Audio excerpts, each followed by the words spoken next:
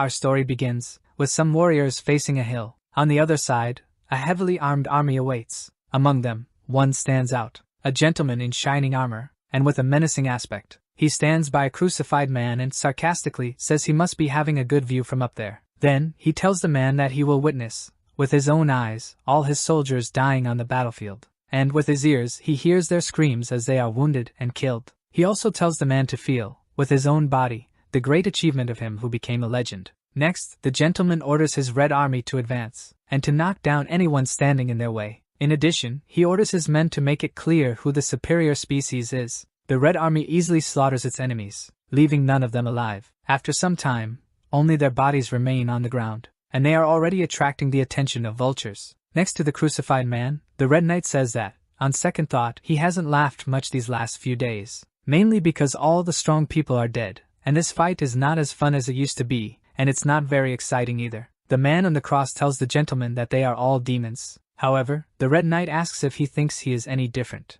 claiming that this world is a hell, and everyone in it is a demon. After some time, in the vicinity of Cam Castle, Leto, a rowdy boy, is running because he is being pursued. His pursuers try to persuade him to stop, saying that if Leto stops and gets caught, he will simply get beaten up, whereas, otherwise someone else will die. They say that Leto is too fast to catch him, and they try in any way to convince him to stop running. Leto says that if they didn't yell all day, they might be successful in the capture. But distracted by this conversation, he doesn't notice a hole in front of him, and ends up falling into the depths. Then, one of the pursuers says Leto should watch his step because there are several holes like that in the region, and he should know it. The other one says they should climb down there and look for him because, if they come back empty-handed, they will be punished. But before going down, his partner warns him about something, and shows a nest trace in the hole, saying that even if he didn't die from the fall, Leto is sure to perish soon. Back to the boy, he gets up after falling. When he encounters a cave, he thinks he needs to find an exit quickly, but as he walks through the dark place, he encounters spider webs that stick to his face, and he doesn't even notice the greater danger ahead. Outside the cave, snow is falling from the sky and covering the ground. As they return, those who pursued Leto wonder what they should do, because the last time something like this happened, a body was required as proof. But they don't want to go down there for anything. But as they walk, they notice a presence following them. When they tried to check what it is, one of them dies instantly, and the other one is extremely shocked by it. The Red Knight says one mouth is enough to answer his questions. Next, he asks why the castle's servants are there. The servant answers that one of the slaves escaped from the castle and they chased him there, but he ended up falling in the spider's territory. Hearing this, the knight says the slave must already be dead, and they just need to put another slave to do his duties. But the servant says it's not just that, because the slave escaped after stabbing Prince Romer in the eye with a fork, and the prince ordered them to capture him alive. But then, the red-armored gentleman starts laughing. The nervous servant doesn't really understand. Then the gentleman says it's funny that the prince is injured by a mere slave, and he doesn't believe that a guy like him will become a king.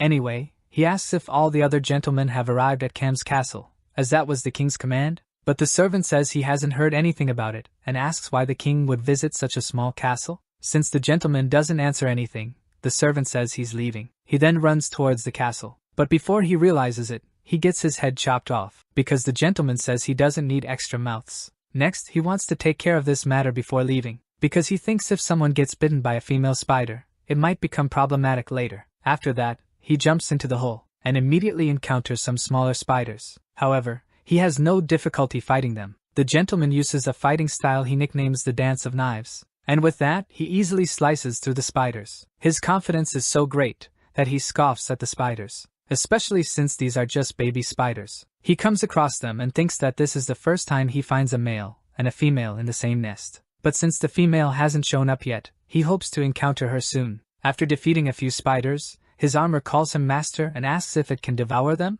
The gentleman knows that these spiders are his armor's favorite, and says he'll wait for it to finish. Next, the evil spirit that inhabits the armor gives thanks, and advances on the arachnid corpses, devouring them completely, leaving nothing behind. Looking at an edge, the gentleman deduces that he should go through there. Crossing through the passage, he comes across webs and skeletons, but soon he paves the way by cutting through everything that stands in his way. He even knocks down some bodies that were encased. When he cuts the web of one of them, he realizes that the body inside no longer lives. However, the faces of the corpses show a strange smile. Upon seeing this, the gentleman concludes that they must have been poisoned by the spider, as well as having all the blood drained from their bodies. But that is not the real problem. because one of the cocoons is empty and has been torn from the inside. The fact that he could live without having his blood sucked means he was bitten by a female spider, so the gentleman closes his eyes and focuses, and tells him to come out, because he knows that the boy is hiding behind a rock. The knight says that he must be the only one who managed to escape the castle and asserts that he will not kill him if he comes out.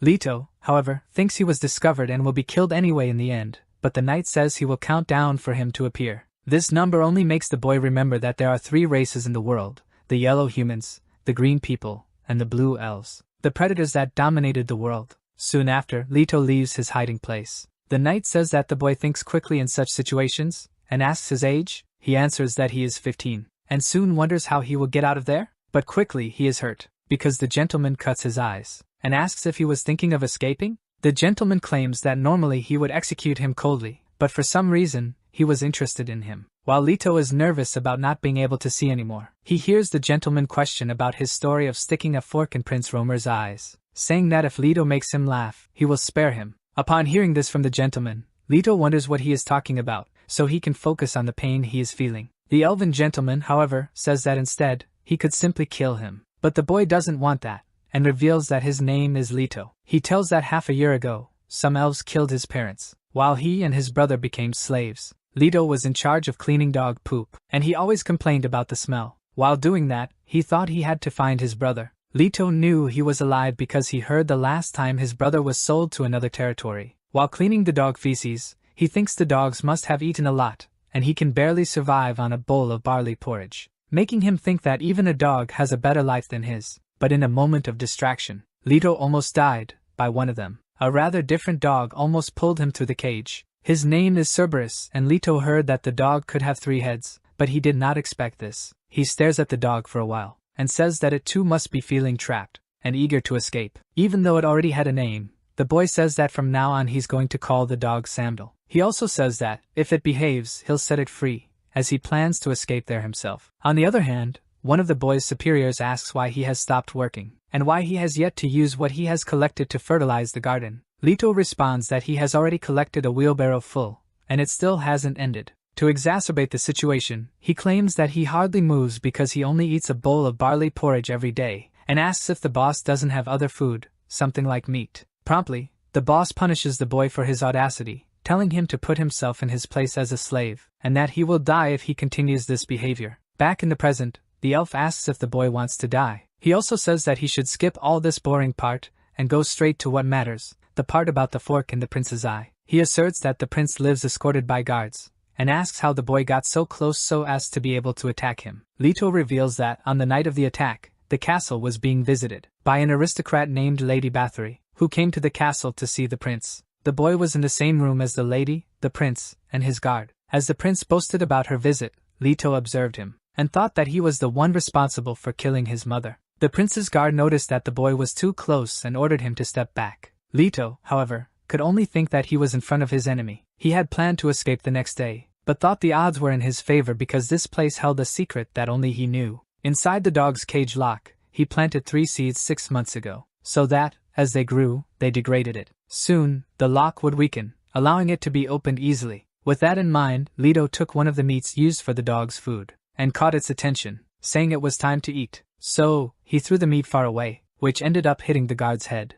Upon seeing this, the dog was riled up inside the cage, and unwittingly the guard was attacked by it, being bitten right in the head. At this moment, the prince was unprotected, and it was the moment the boy took to attack. The prince in no way expected this, but was stabbed with a fork, just like puncturing a piece of fruit. The Red Knight interrupts the story, asking how a slave got hold of a fork, and tells the boy that there's no use lying. Leto responds that he found the fork mixed with one of the dog's excrements. This information sounded quite funny to the elf, since now he knows that Prince Romer was hit by a fork found in the midst of shit. Leto continues, saying that, seizing the opportunity when Cerberus went into a fury, he ran directly under the dog's cage. After that, through the holes he dug, he passed through the drainage channel, reaching the other side, to where the waste and feces were dropped, and swept by him out of the castle. After he got out, Leto fell into the water, which, due to the cold weather, was freezing, but his determination to escape was so great, that the boy looked at the castle from afar, and while under super cold water, he shouts that he will return stronger, and also will remove the prince's other eye. After this, Leto discloses that he ran from the pursuers who found him and ended up falling into this cave. After hearing the story, the Red Knight stares at him, and the boy stands still not knowing what else to say. The gentleman stands up and says that the boy's story was interesting,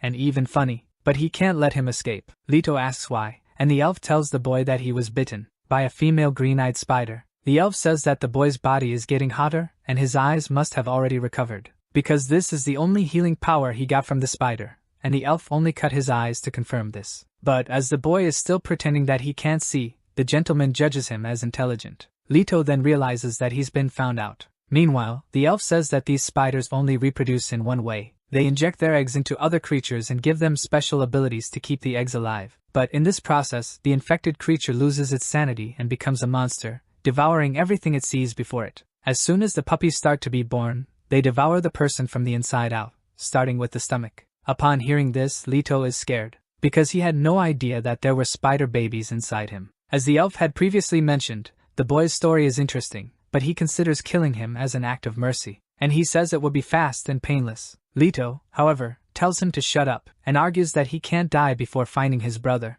and he says that instead of dying, he is the one who will kill the Red Knight. Leto feels a little strange, as if something inside him was boiling. He doesn't understand this feeling, and he wonders if it is some kind of power, for now he feels something that he did not feel before. With that, he jumps towards the elf, thinking that it might be worth trying to attack him. The elven gentleman watches him, however, and he notices that the boy is trying to use the same fork that hurt the prince. Soon he manages to dodge and counterattack Leto, but what he definitely did not expect is that the boy could dodge as well. This left him quite impressed. But before Leto could do anything, the gentleman hits him with a kick, which throws him far away. Seeing the boy's current behavior, the elf wonders if the mutation is already happening. From a distance, he sees the child getting up. Through some smoke, his silhouette emerges. But something different is happening. Different enough to surprise the elf, because not only did Leto mutate, but he also had the fork merged into his body, something he himself did not understand. In a way, the elf finds it quite funny. Leto, however, does not see the humor. On the contrary, he is scared because his arm has turned into a fork. But for a brief moment, he thinks that now is not the time to worry about this,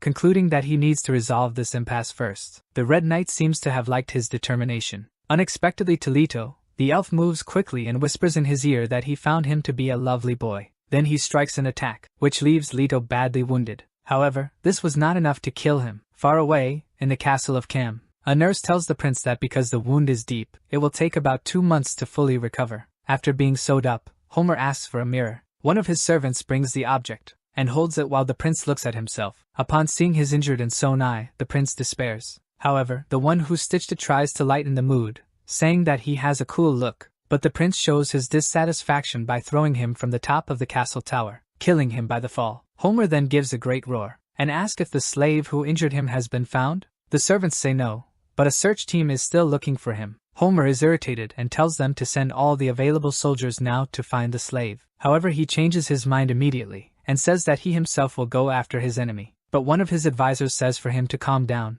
because he is at a crucial moment now, because his bride-to-be has everything ready, and he can fulfill his vengeance promise after becoming king. Back to the battle between Leto and the elf, the boy tries to stand up, and he thinks he is no match for his enemy, because none of his attacks have come close to hitting him. But he doesn't want to die there, because he is motivated to find his brother. Looking at the boy, the gentleman just laughs, and asks if the boy wants to have a new chance, and he offers him again the opportunity to fight for him. Leto didn't expect this, but the elf says that there are many warriors fighting for him because he personally created a special form with powerful warriors handpicked, and he hopes the boy becomes one of these warriors, stating that he can even remove the spider eggs that are in his body. Leto says that until now, the gentleman was trying to kill him, and wonders if this is some kind of trick. The elf reveals that it occasionally happens that some that have been stung by the spider keep their sanity intact, stating that this kind of guy is useful. And most important than that, is the fact that the elf says that he likes the boy. He also says that the job he offers is simple. Leto just needs to obey his commands and be in charge of killing humans. But when he hears this, Leto is shocked, because he didn't expect that to be his function. Even showing a face of dissatisfaction, he agrees to be subordinate to the Red Knight, because he thinks that anyway, he wouldn't have many options, and for now, just wants to stay alive, and eventually have a chance to escape. The elf is happy to hear the boy's words, and says that he made an excellent choice. But then, he launches an attack. Leto is left puzzled about what happened. Nevertheless, upon looking back, he realizes there was something. So he understands that the elf didn't try to attack him. Instead, it was a creature, which was hidden. Looking at the monster, the elf identifies it as a stiletto from the assassination unit, and, judging by the situation, has a guess, saying that the creature is there on the prince's orders, and it seems like he is plotting something with Lady Bathory. However, he asks if the monster thinks it will be able to kill him alone. Next, he scoffs at him, saying that he forgot he won't hear an answer, as the monster's vocal cords have been torn out. But the elf is wrong about one thing, because the monster is not alone. Numerous creatures start to emerge from the darkness of the cave, and move towards him. Seeing this doesn't please him at all. Meanwhile, Leto ponders what is happening and is completely clueless. But upon watching the creatures approaching in large numbers, he believes this is his chance to slip away unnoticed. For him, this is the perfect opportunity. He thinks that when the fight with these monsters begins, he should intentionally lag behind, and through the gap, sees the opportunity to run. After that, one of the monsters charges, and tries to attack the elf directly, but he quickly has his head ripped off by him. Leto realizes that the elf is the only one being targeted. Since he is not being attacked, he attempts to seize the gap to run. The monster who coordinates the smaller creatures sees Leto escaping, and thinks that he shouldn't worry about him, as the spider should handle it soon, because his main target is Cain Ballstein. He believes hiding in the dark and catching him off guard is his best option, so he orders his ghouls to keep on harassing him. However, Cain isn't an easy opponent to defeat.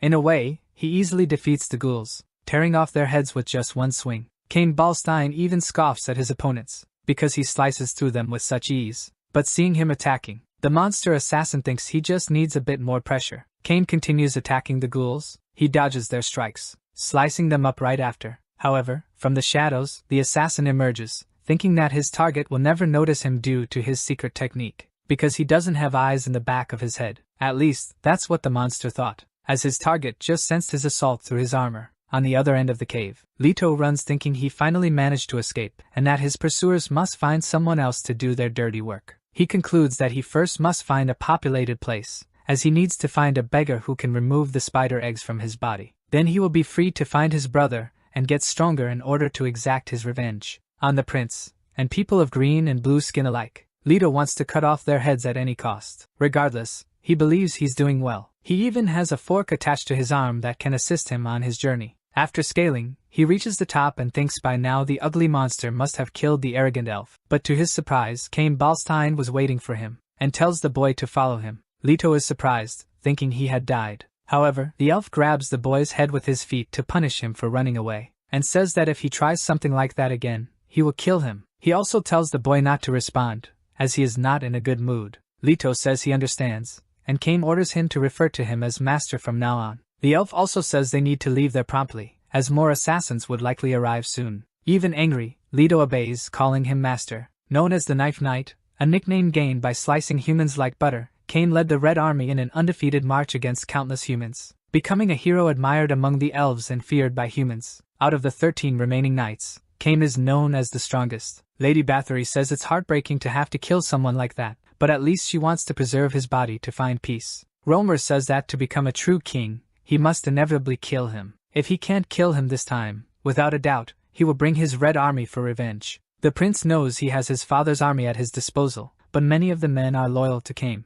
But Lady Bathory tells him not to worry, for Stiletto's killer has gone after him, and even being Cain, he cannot escape death. Even the king would not escape. Romer says it's his fault for trying to deliver the kingdom that he should inherit by right to Cain, so he wishes his father would die beside him too. Then, he asks one of his guards to prepare a troop. Lady Bathory asks if he intends to go after Cain on his own, but he responds that he doesn't, and he goes after the one who left his eye like this and fled. Away from the castle, near some mountains, Cain and Leto walk away from the cave. The boy asks his master if he is not going to remove the spider eggs from his body. Cain responds that he did not give him permission to ask a question. Anyway, he says they are going west and he will soon remove the eggs from the boy's body. Leto thinks that to the west could be where a battlefield is. By staying in the rear guard of the elf, he wonders if he should stab him now, since he thinks he should not trust him since he has no guarantee that Cain will remove the eggs from his body. He may just be using him, and at the first opportunity, he can discard him and kill him, because in the end, he is an elf. So Leto decides and tries to catch the elf off guard. But he makes the same mistake as the killer who tried to kill Cain in the cave, and is countered by him next. Being cut in half, some spiders fly out of the boy's body.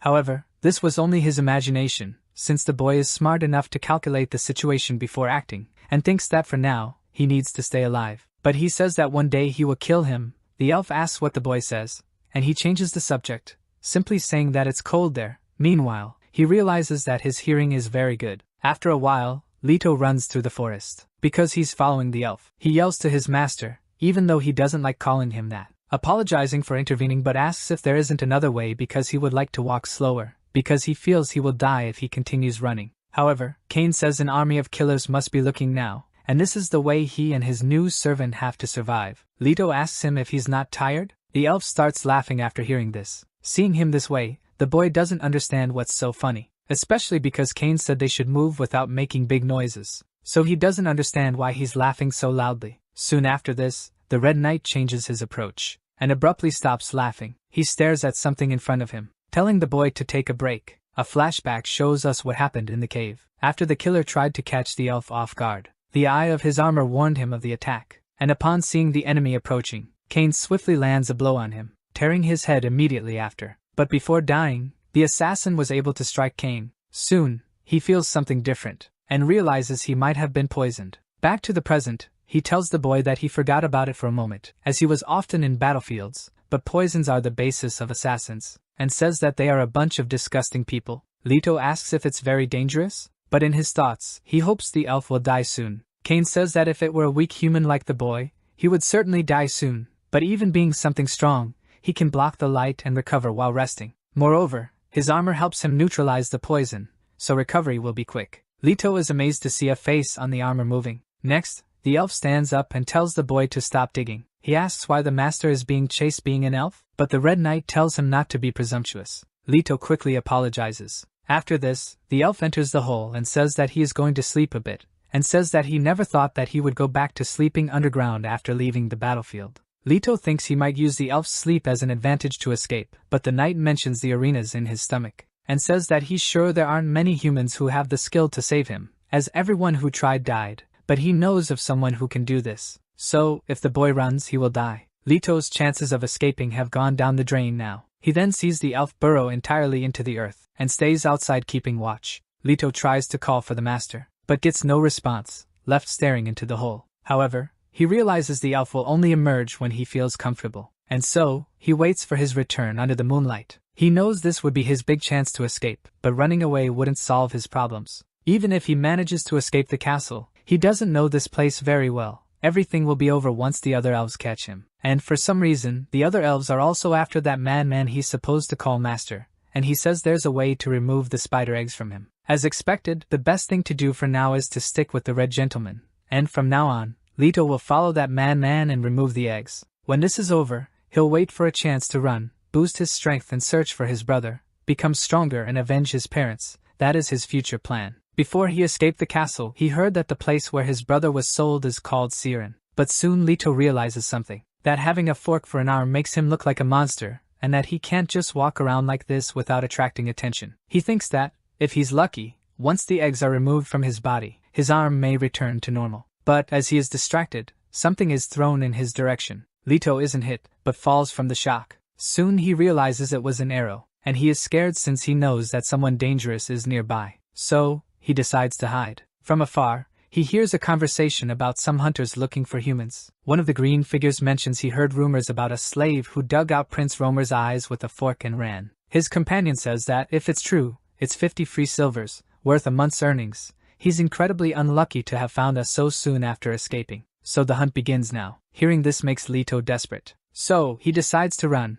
and soon the hunters realize he is a human fugitive. As his companion closes in, the green girl uses a bow and arrow, shooting at Leto, who tries to escape, but he deflects the arrow with his fork arm. Seeing the boy's arm, the hunter deduces he might have been infected by the spider, so he says that they will never catch him alive, so they should kill him before the transformation is complete. The huntress wonders if it's just a coincidence that the arrow was deflected just now or not. Either way, they continue the hunt, and Leto tries to run while he still can. However, he realizes they are drawing closer. The green girl throws another arrow, but misses, and she gets frustrated for not having made her mark. Her companion, equipped with an axe, tries to advance, and clinging to a tree, he lands a kick on the boy that throws him far, causing him to slide down a slope and lie there fallen. Leto tries to get up, but soon notices another arrow coming towards him. He barely escapes, but then sees the threat of an axe swing. manages to evade it by a whisker, and the hunter's axe gets stuck in a tree. He's incredulous as to how he missed. In the meanwhile, Leto is paralyzed seeing him so close.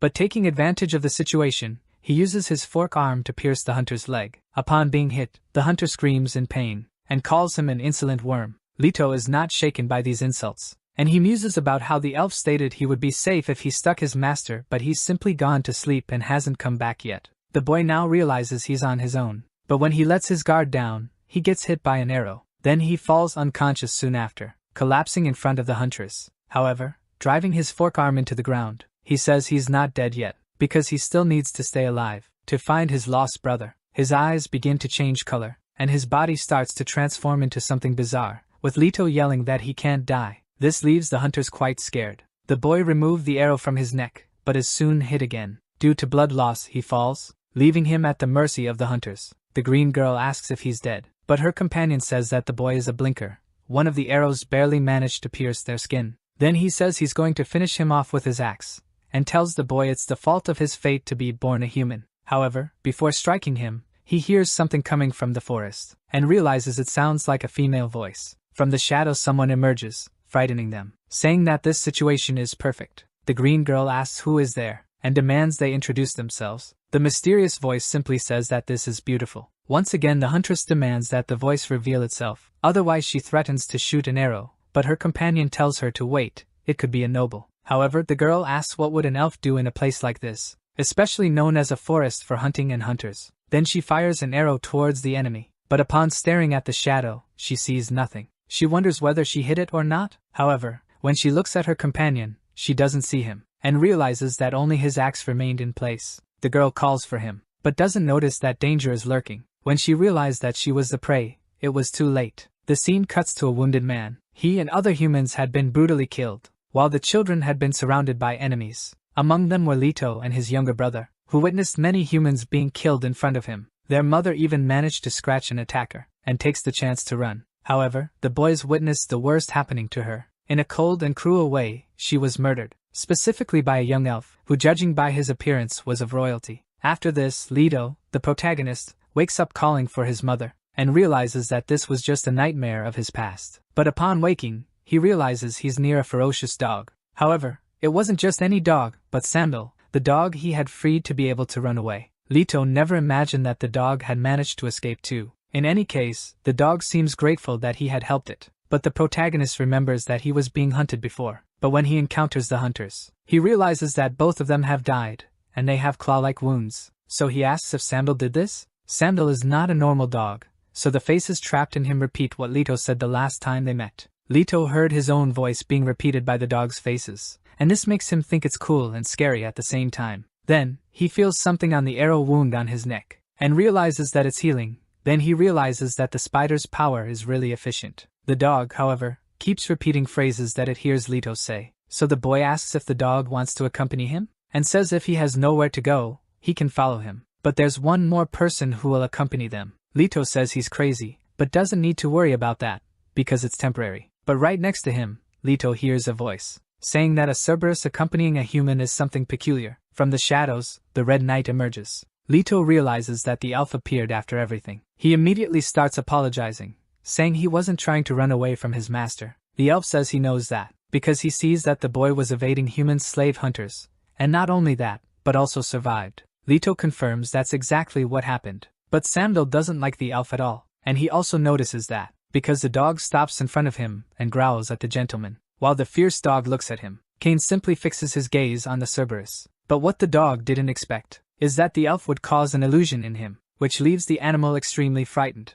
So he steps back away from the gentleman, becoming cornered and close to the boy. This action of Sandal left Leto a bit confused, because he didn't see what the dog saw. So he asks the dog what's wrong, and the elf says it's the Cerberus's instinct. When faced with a stronger opponent, it shrinks back, as a sign of submission, otherwise it will die. Leto then realizes that even the dog obeys a hierarchy, and the elf says that the boy should keep in mind that this also applies to humans. He also says that the dog has many abilities, and tells Leto to keep it close. Then, they keep walking, and the sun begins to rise. Looking at it, Leto comments that it's very bright. He thinks that to escape from the elf, first he needs to gather as much information about him as possible, in order to come up with a plan. Then he asks the master if he hates sunlight. The elf asks him why he thinks that. The boy says that nobles usually start their activities after the sun has set, and he knows that it is also at night when they attack other villages. It is also said that he had heard that elves would die when exposed to sunlight, but realized this was a lie. Cain asserts that this is a human urban legend, for,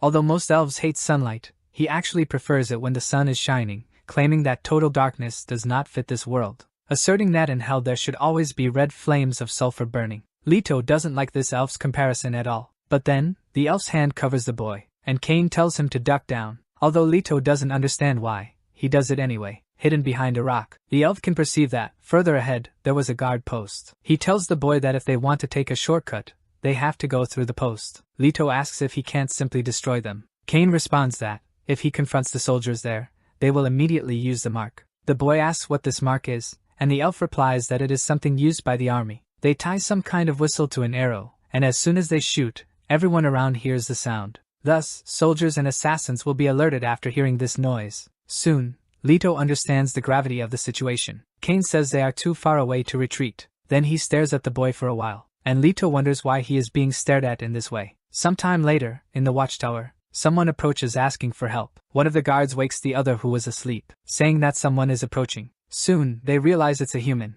The boy, as he approaches, yells that he is a slave from Cam's castle and tells them not to shoot, as he is alone. However, the guard thinks this is a ragged excuse and that the boy is trying to make a fool of him, but the other guard says the boy is a slave from Cam's castle. Besides, their shift will end soon anyway, and they might even eat some meat. With this, he manages to convince his companion, and he opens the door for the boy to enter. The boy thanks him and says it worked. A flashback shows Cain's plan. He tells the protagonist that, if he says he is a slave from Cam's castle, they won't kill him. Soon, he will be able to approach and talk to the guards. Cain states he doesn't care how the boy will resolve the situation, he just needs to make sure they don't shoot the arrow. Leto, however, says it will be hard to hide his fork arm. The elf tells him to transform his arm back to normal. The boy asks how. Cain says he should know, as all the transformed ones he saw knew how to do it. However, this is not the case with Leto, for he tries his hardest, but he can't. After that, the elf strikes him, and the dog protects Leto from getting hurt. Soon, the elf stares at the dog. But even scared, Cerberus protects the boy. However, the elf says he wasn't trying to hurt him, and says that, actually, he wanted to cut the boy's hair, because he believes that's how he will return to normal. After this explanation, he goes back to cutting the hair, and with many cuts he trims it. Leto feels uncomfortable with this situation, unlike the elf, who seems to be having fun. Even though he doesn't like this situation at all, Leto realizes that his arm is transforming. After some time cutting hair, the elf finally says he finished, and now he will cut the arm. However, Leto tells him not to do that, because his arm already returned to normal. The elf says he had heard that, whether they are humans or elves, they tend to modify themselves in extreme situations. That's why the arm returned to normal. Leto only offends him in his thoughts, because he didn't like being in this situation at all. Back to the present, Leto is already in the watchtower, and one of the guards asks how he managed to escape from the castle. The protagonist responds that, while working on the reconstruction of the castle wall, he fell into a nearby river and got lost. Hearing this, the guard gets suspicious and asks if the boy is telling the truth. Leto says yes, but thinks the guard might have heard about him, and knows he is lying.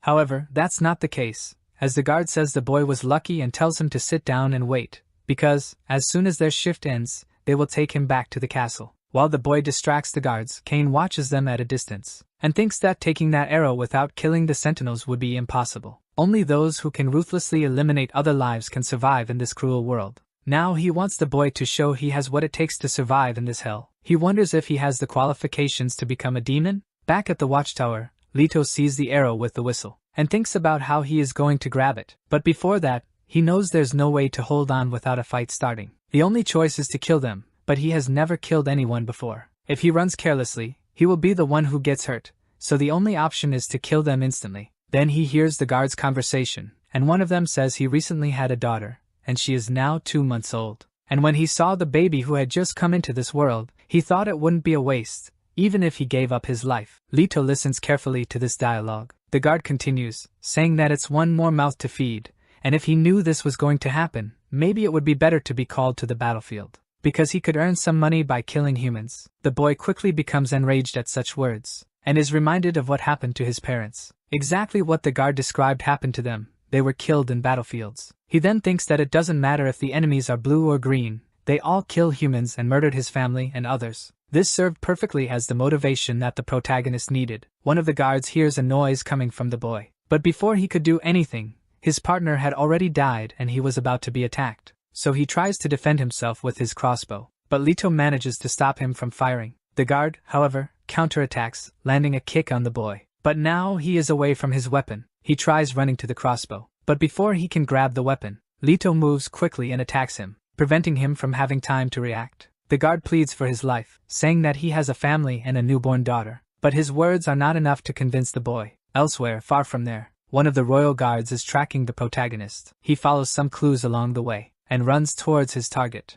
After arriving in a village, he encounters some villagers of the Green people, and asks one of them if by any chance a human boy appeared around, but the villager says he only saw a rat and nothing else. Behind him, the prince marches with his army, and asks his hunter if he found anything, but he says no. However, there is nothing to worry about because others are also looking for the runaway. Furthermore, children are not familiar with the area, only a matter of time until they find him. He also states that the prince doesn't need to personally go searching. Romer says that in the past, they used to ride an animal called a horse, a species that has become rare, and the prince still wants to have one, as he is not at ease when he doesn't get what he wants, and his father always told him that he had to get what he wanted on his own. Therefore, he wishes to capture the fugitive, and with his own hands tear out the slave's eyes, even declaring that after that, he'll cut his body into pieces and give it to the dogs to eat. While he says this, one of the villagers, while holding a child in her arms, begs for His Majesty's help, stating that as time goes by, the crops diminish,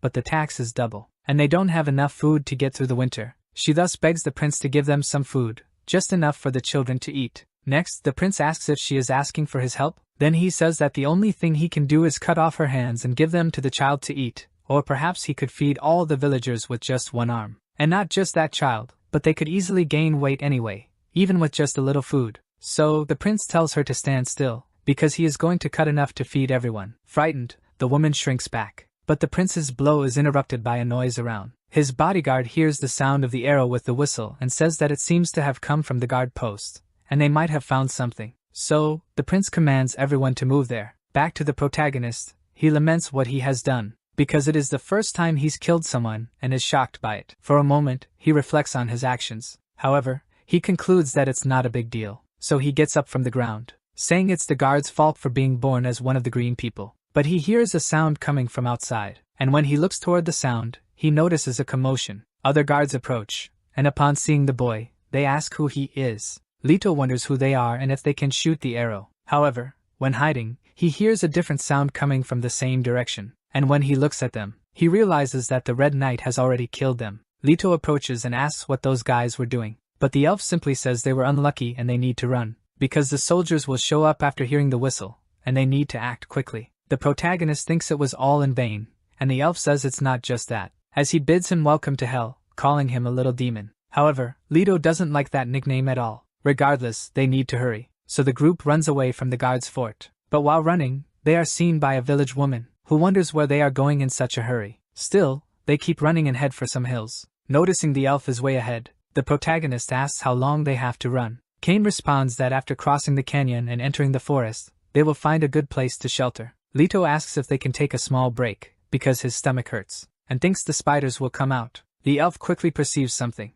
and holds the boy, dragging him to a ravine. After descending and leaving the route, Kame says they are being pursued, and the pursuers are close. Leto asks if the soldiers have already arrived, but the elf responds that, in truth, they are assassins, and they will soon launch an attack. Thus, they hide by the edge of a river. Leto tries to observe the location more attentively. He looks down and sees a river. Looking up at the sky, he realizes that there are some mountains around, but he says he doesn't see anyone around. However, the elf says it's not about seeing, but intuition, like a sixth sense. Leto, however, thinks it's nonsense. Kame says that as you face enemies on a battlefield, you develop a higher perception of things such as madness, and also the feeling of fear, the burning rage of some fighters, which they use to kill their enemies, and allows them to carry out cold-blooded executions. After the collision of so many feelings, what comes next is calm. Leto says the elf is spouting nonsense again. However, the elf says he'll find that after spending time in a place like this, he'll be able to feel what he can't see, a killing intent directed at you. From afar, Kane notices someone approaching,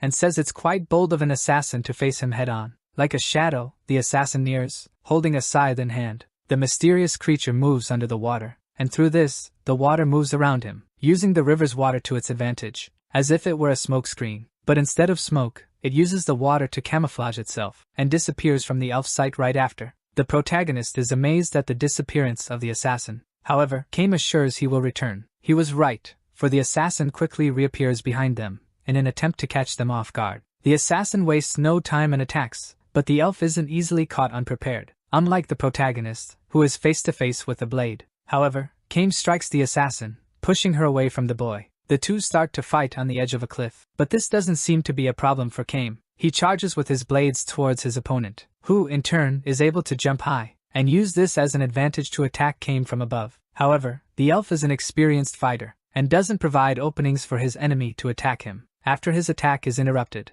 the assassin retreats, distancing himself. Kame says his opponent is indeed skilled, even when fighting with just one arm. However, the scythe-wielding assassin points out something about the elf, and makes him realize that his armor was hit, and he hadn't noticed. The inhabitant of the red armor seems to have felt the blow, but quickly recovers. Kame thinks his armor is still recovering, due to the detoxification, and Quarren's power is weakening. Anyway, it has been a while since he met a guy who emitted so much energy. On the other hand, the protagonist knows that the more he thinks about it, his best chance of survival is to stick by the elf. In this case, earning a few points by staying by his side wouldn't be wrong. Immediately, Leto thinks he wants to show off his skills and prove that he can easily defeat any enemy, just like he did with the green guards. Then he shouts to his master, saying that he will help him. But the elf tells the boy to be quiet, and he will kill him if he intervenes in his battle against the assassin. Then the protagonist remains quiet in his corner next to Sandal, obeying what his master commanded. Leto thinks that the elf will probably win,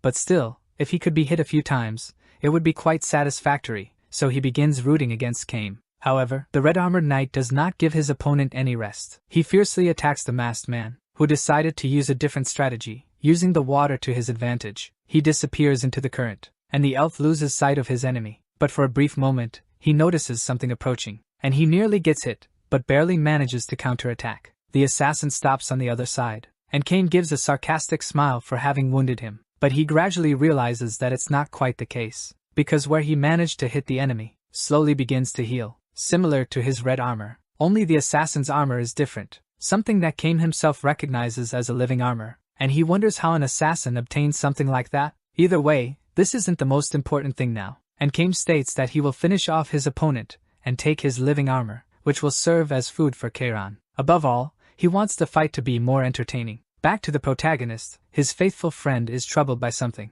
Leto asks Sandal what's wrong, but he soon sees that danger approaches, for the soldiers have finally reached them, so he shouts to his master, who, incidentally, did not appreciate being interrupted at all. So the elf requests a recess in the battle, and advances towards the boy. Just as Leto was about to report what he saw, Kame grips him by the throat in anger, for he had previously warned him not to interrupt, and asks if he wants to die. However, the boy says he just wanted to warn him about the arrival of the soldiers, and in his mind he says it is he who will kill the elf. The master says, so they've already made it here, and the boy asks what they will do. But before Kame can answer, the assassin calls him, saying they should delay their departure until later, claiming that it all loses its meaning if he can't kill Kame with his own strength. However, Kame says he talks too much, and moreover is an assassin with a gentleman's discourse. The assassin says that Kame committed the same sin as he, and the only way they can be forgiven by the almighty albino god is through death. Then, after that, he uses the water once more to camouflage himself, and before leaving, he tells Kame to stay alive, because he will return soon.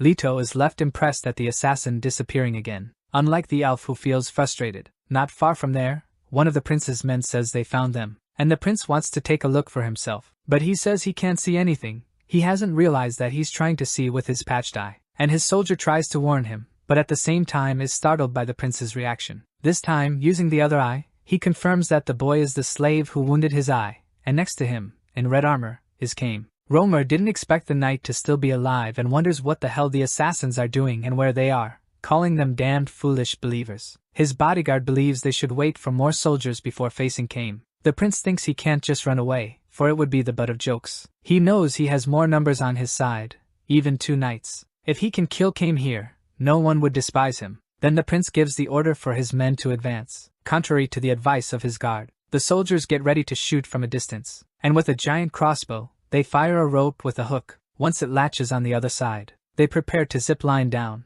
With pulleys equipped on the rope, they descend towards the targets, including the prince's guard, who goes first. Kame observes this and says if they are reaching them so quickly it means that other soldiers must be nearby. So he runs with the protagonist, saying that the forest is close. While running, Leto thinks he can't even have a brief moment of rest and peace. The story changes direction, introducing us to the west of the continent, amid a purple sky. This is where a cursed land lies, home to all kinds of monsters, the arena of tribal war, a battlefield. Somewhere in there, a mysterious warrior lurks. His companion approached him asking if he was dead, but the warrior responded that he was merely meditating. He says it was indeed a tough victory this time, and he even broke a rib. His companion replies that on the contrary, the guy's bones should have turned to gunpowder. He also mentions that this was the third transformed and they couldn't even find the spider's nest, so they have no idea where he came from. The warrior asked what his companion ate. He responds that he found dried meat after searching the corpse, hence the warrior also asks for some.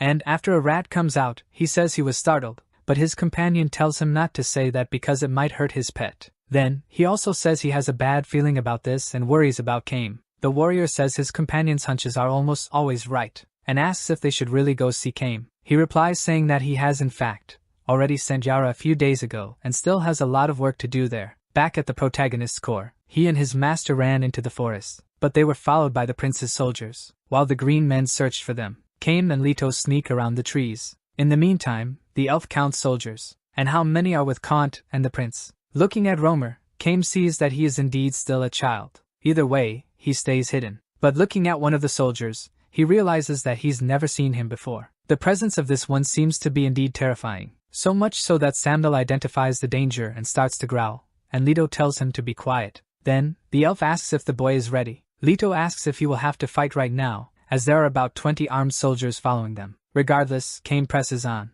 and calls for the prince, shouting his name. He asks if the prince is indeed trying to kill him and states that he's not scared at all. However, he claims to be surprised that a coward like him would show up on the front lines. Hearing this, the prince offers 1,000 gold coins for anyone who brings Kame's head. The elf stands still waiting for the enemies to advance, and when one of them attacks, he simply defends with ease. And with a single counterattack, he deals a fatal blow. Arrows are shot at Kame, but he uses the dead soldier as a shield. His dark, sarcastic gaze indicates that he liked that, unlike the others who shot the arrows. However, the unknown warrior seems to have gotten even angrier. From afar, Leto watches the situation and realizes there are many enemies, and wonders what would happen if the elf died, thinking that he could run away. But he soon realizes that if he dies, the spiders in his body will devour him alive. So he has enough reason to help in the battle, especially since the prince is there. Because Leto sees this as an opportunity to finish what he started and thinks that, after killing him, he will have revenge for his mother's death. The prince, in turn, is shocked that this number of soldiers is not able to kill Kame, yet he has a fallback plan should everything go wrong.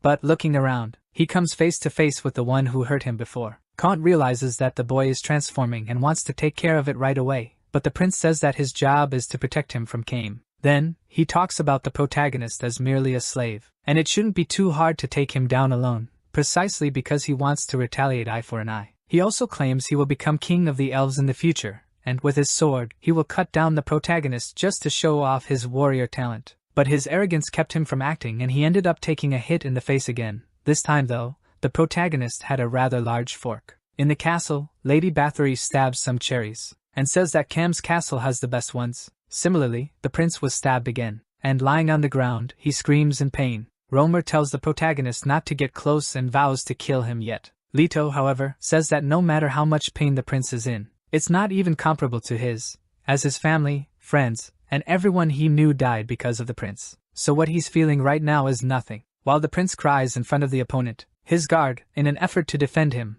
advances towards the protagonist. Leto is struck and hurled towards a tree. Due to the impact, he feels a strong pain. Meanwhile, the guard approaches the prince. Romer, in an extremely arrogant manner, states that he is completely blind now and demands a doctor immediately. However, the guard apologizes and asserts that they do not have any doctor there, so they need to return to the castle for any type of treatment. Thus Khan takes the prince on his back and tells the soldiers that he is going to retreat and bring the prince back to the castle. Soon it's up to the big guy to take the lead. Before leaving, the prince only tells them to ensure they capture the slave alive, for he wants to prepare his head and cut it off himself. The big guy tells 2 of the soldiers to take care of the boy and kill him before he fully transforms. Leto, in turn, prepares himself, and waits for the guards to get closer. But what the enemies did not expect is that the boy was accompanied. His faithful squire catches them off guard, but while the Cerberus was attacking, other guards shot arrows at him, hitting him. Seeing this makes the protagonist concerned about the dog. This leaves him vulnerable enough for one of the soldiers to strike him with his shield.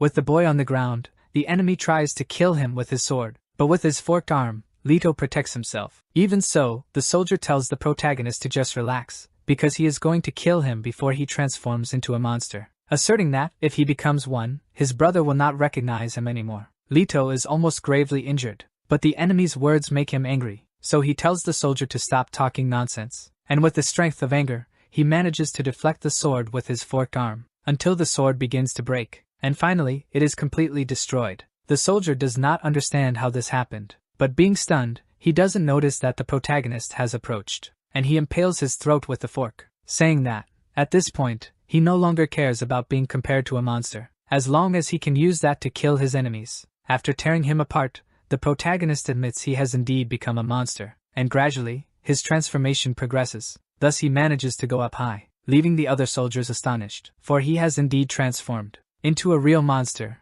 not only in appearance but also in his actions. In another part of the forest, one of the soldiers watches from far, seeing one of his comrades being sliced in half. Without realizing it, he becomes the next target, and when he realizes it, it's already too late, for, in the same way, he was killed too. The others are extremely frightened, saying that 4 of their own were killed almost instantly. But one of them says that the main unit will arrive soon, so they just need to hold on a bit longer and move defensively, tiring him out until reinforcements arrive. However, the big guy approaches and simply tells them to get out of his way. Soon he says that he finally stands before Cain, the famous knife knight. He introduces himself as Worcester Fullfork and says he's heard many rumors about Cain. The elf asks what kind of rumors? Worcester says he's heard that Cain Balstein is the only one remaining of the 13 most powerful warriors across the kingdom, so he asserts that he can witness the truth of the rumors. That's why he challenges him to a duel, but he says this while already attacking. However, Cain easily dodges and prepares a counterattack. Yet, Worcester is faster than he imagined and hits him straight in the face. He then throws Cain far away, and prepares to attack him again. With his weapon, he hits Cain, impressing the other soldiers, who couldn't believe what they saw. Cain, lying far away on the ground, hears Worcester saying it's really a shame because if he had been born 10 years earlier and joined the war, without a doubt, he would have led the Red Army. His accomplishments, and even his seat as the strongest knight of the remaining would have been his. But now that the wars against the humans have ended, there's no place for grand conquests anymore. However, if he wins this duel, his reputation might increase. He claims that he'll become a young and handsome great warrior who single-handedly defeated the kingdom's traitor, and his name will forever be remembered. But his joy, for a brief moment, is cut short, because Cain gets up and starts to laugh. Worcester asks what is so funny. Cain spits something onto the ground, one of his teeth that fell out from the blow he received, and he says that Worcester has too ugly a face to become what he desires. He doesn't like hearing that at all, and he advances, saying he will kill Cain. But when trying to strike his opponent, he realizes that he has left his field of vision, and before he realizes, Cain reappears and stabs him in the legs. Worcester falls to the ground, losing support in his legs. Then his opponent prepares to attack from above, and with his blades Cain tries to kill him, but Worcester still has strength in his hands and manages to defend himself. Cain remarks that the battlefield hosts creatures beyond imagination. It was a place where those prepared for death, regardless of their race, gathered. There were many people much stronger than Worcester. However, seeing a clueless novice like him talking about something he knows nothing about, it's hard not to laugh. Soon, Cain leverages the powers of his armor to heat up his blades, and with that, he gradually manages to melt the opponent's weapon. Worcester sees this and can't believe it, for a normal weapon should not be able to melt his armor. Now he knows that, if he changes his position or loosens his hands, Cain's blade will go straight for his throat. So he orders the others to fire at the enemy. The soldiers are uncertain whether to do that or not. Cain tells him that this is due to the duel he himself proposed, and even for a king, interfering in a duel is an absolute taboo. He also says that Worcester would know this if he were a true warrior. However, realizing he's near death, Worcester begs for his life. Cain says that one of the reasons elves are known as a powerful race is due to their incredible regenerative ability. Thus, if you want to kill an elf, you must bleed them beyond their regenerative capacity. An example is that,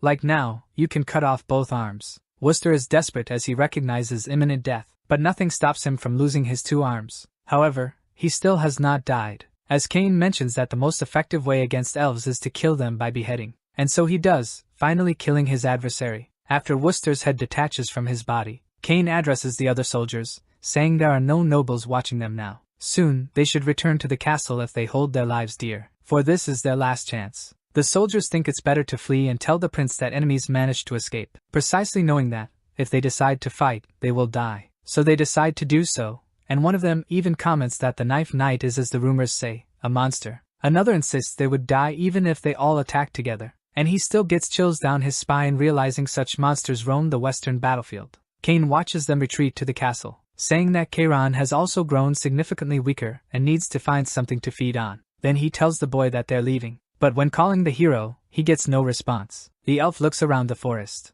and wonders where the boy ran off to, as he sees him nowhere. But seeing a corpse on the ground, he notes that people infected by spiders, like the boy, become one of two options: a demon that adopts the powers received from the spider, or a monster consumed by power and loses its sanity. He also says that the hero had great potential and laments that it had ended this way. From a distance, tied to a tree, he spots the boy, already transformed, already consumed by the transformation.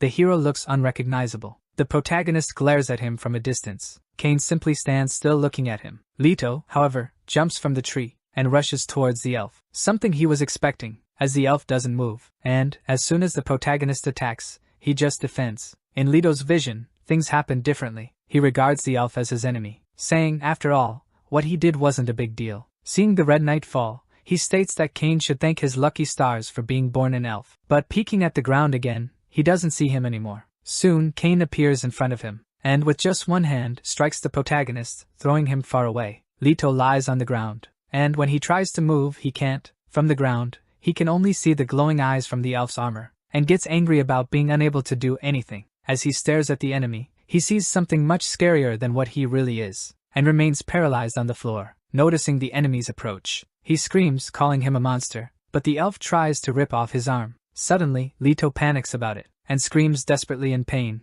because cruelly and coldly, his arm was torn off. He sees himself as if he were on a tray, and the giant elf simply pointing a hand in his direction. The gigantic red hand grabs your arm, and takes it towards its mouth, devouring the boy's arm. Leto can't believe what he sees, yet the monstrous creature says it enjoys the taste, and savors what it just ate. Back in the forest, snow falls from the sky, covering the whole area. Kane walks alongside Cerberus. Leto, in turn, is being carried by his dependable companion. He begins to wake from his strange dream, but when he opens his eyes, he realizes his arm was actually ripped off. Then he tries to look ahead, and realizes Kane is leading the dog. He realizes then that, all things considered, he is still alive, but his vision becomes blurry again, and Leto once again loses consciousness. Afterward, he awakens again and realizes he passed out once more. Upon waking, he sees a gigantic monster before him. Looking at the creature, he identifies it as a gigantic crab. However, all he can think is that it would be delicious to eat it. Some time later, he wakes up after having fainted yet again. Scared, the protagonist tries to comprehend the situation, but he doesn't even know where he is. He looks around, and only sees strange objects surrounding him, as well as a tube with weird organisms inside. He soon wonders where the mad elf went. However, he comes across a severed head, and he's super scared, saying that this is very terrifying. Yet he doesn't notice something is behind him as well, and when he turns around, he gets quite a shock. But it is nothing more than a blue-skinned girl. Leto, realizing it is one of the elves, charges at her, and the girl simply comments that he made a decision quickly, but with a simple gesture. She pulls a cord and escapes the boy's attack, while hitting him with a dart in his neck, which makes him fall to the ground. Leto doesn't pass out but is paralyzed, and wonders what's happening. She tells the protagonist that he should make sure to evaluate the situation carefully before attacking his opponent next time, and check for hostility if there. If there, then how much is the gap? Simply put, gain insights on the other side. This is the use of the sixth sense. She also says that Leto is a complete rookie and knows nothing, soon asks what Kane wants with a human like him. That's when the protagonist realizes she knows the elf. Then, she says she's going to remove the paralyzing needle and he should behave, so she can remove his spiders. Leto is doubtful about how she's going to do it, but she just says that means she is his lifesaver. After performing the procedure on the protagonist, the elf girl leaves the den. Once outside, Leto realizes he has been inside a giant crab all this time. He wonders if this is a dream. Suddenly, Sandal appears and greets his friend. The protagonist says the dog is quite resilient, and the girl says she has finished with his treatment. But Leto hears someone say he survived again, and it seems that Lady Luck is on his side. Then he realizes it's Kane, saying he fulfilled the agreement, removing the spiders from his body. From now on, the elf states, the boy will serve as his shield till death. Leto thanks him, but isn't sure if he'll be fine from now on. Either way, the girl calls him, and shows him one of the spiders that was inside an egg stored in his stomach, saying it was about to implode. The protagonist is shocked to see the spider and learn that it was in his body. She says this spider has 2 horns on its head, being different from a normal spider. Then she asks how the spider that attacked him looked like and how big it was. Leto can't answer properly, as it was dark in the cave. The only thing he can affirm is it was twice his size. The girl is surprised and says that this is a significant discovery. Soon she wants to find this spider. Leto says it must be near Kem Castle. However, Kame says going there is pointless, as the spider had disappeared when he arrived. Thus, the girl is frustrated. But there certainly were some male spiders with her, and it was not the typical. To a certain extent, the boy's right arm's extraordinary regenerative ability is understandable. Leto then looks at his arm and sees it back to normal. Now he finally realizes that what he thought was but a dream was indeed not, for his forked arm indeed was ripped off and served as sustenance for the armory of the elf. Kane says that it did not even take a whole day for a new arm to grow in its place. He claims it was the first time that Kairon had such a satisfying meal. Even now, he is still trying to recover his taste buds. Kane also tells Leto that from now on, his right arm will be Quarren's emergency food.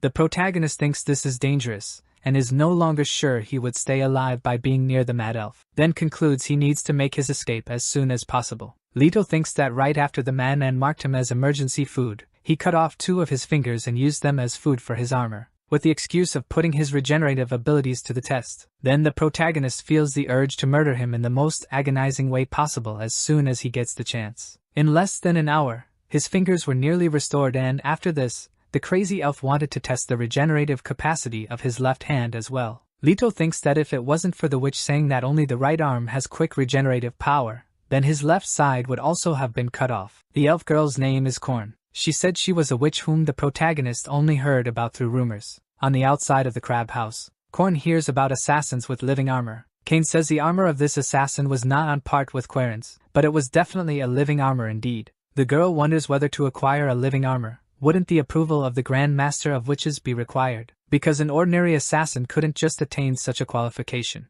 The protagonist is unsure about these living armors, but Korn explains that these armors are literally alive. It's a suit that when worn, shares the mind and body of the user, mutually improving their synergy. It adapts to the user's personality, changes accordingly, displays various functions, and becomes stronger. The definitive creation, which can only be created once in a witch's lifetime. How it was made is a secret, but she claims she was responsible for creating Kane's armor. Anyway, the girl says she had never heard about assassins with living armors before and claims she no longer has the same level of information gathering skills, because she was banished from the Council of Witches. Kane says that's due to her lousy skills, but she says that's not it. The reason she was expelled is because she intruded on a secret meeting of the witches and was discovered. She questions whether it's necessary to make such a big deal about it since she believes the pursuit of knowledge, the satisfaction of curiosity, is the essence of who she is, a witch. Moreover, she had been forbidden to have contact with any other witch for the next 5 years, which is a source of great regret. Kane, however,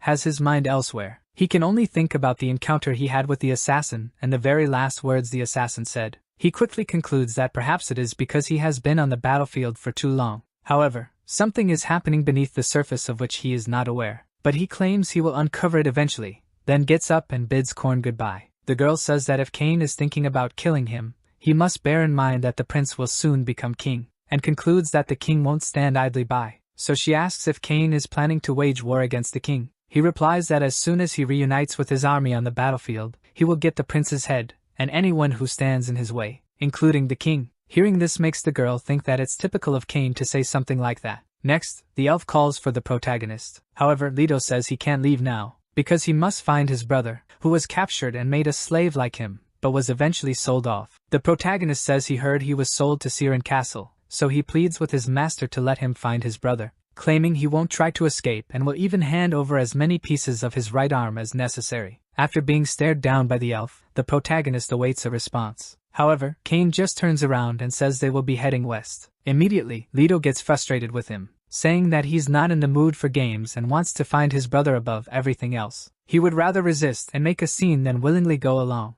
Now that they had reached this point, he thinks he will kill the elf and find his brother. Kane perceives his anger and asks if the boy is going to attack him. It is said next that if the boy takes a step forward he will die. Leto glares at the elf with great anger. and Kame merely watches him closely. The boy's rage is strong. But, amidst the confusion, Korn appears and breaks up the fight. She says she heard that soon there would be a dance at Siren's castle, the annual masquerade ball, happening in 2 days. She also says that Kame always used to go before returning to the battlefield. Leto thinks all this is nonsense, and wonders if the elf goes to a ball to dance. Kame, however, wonders if that boy considers this. Regardless, he agrees to go to Siren's castle for his own interests, and while he's there, the boy can search for his brother. He then asks Korn to prepare some clothes for the protagonist as he cannot appear there in his current attire. She is excited about this and thinks she will prepare something quite cool. Upon seeing the protagonist's dog, she asks if he will also go, but Sambil doesn't seem to understand her. A few moments after this conversation, they leave the house,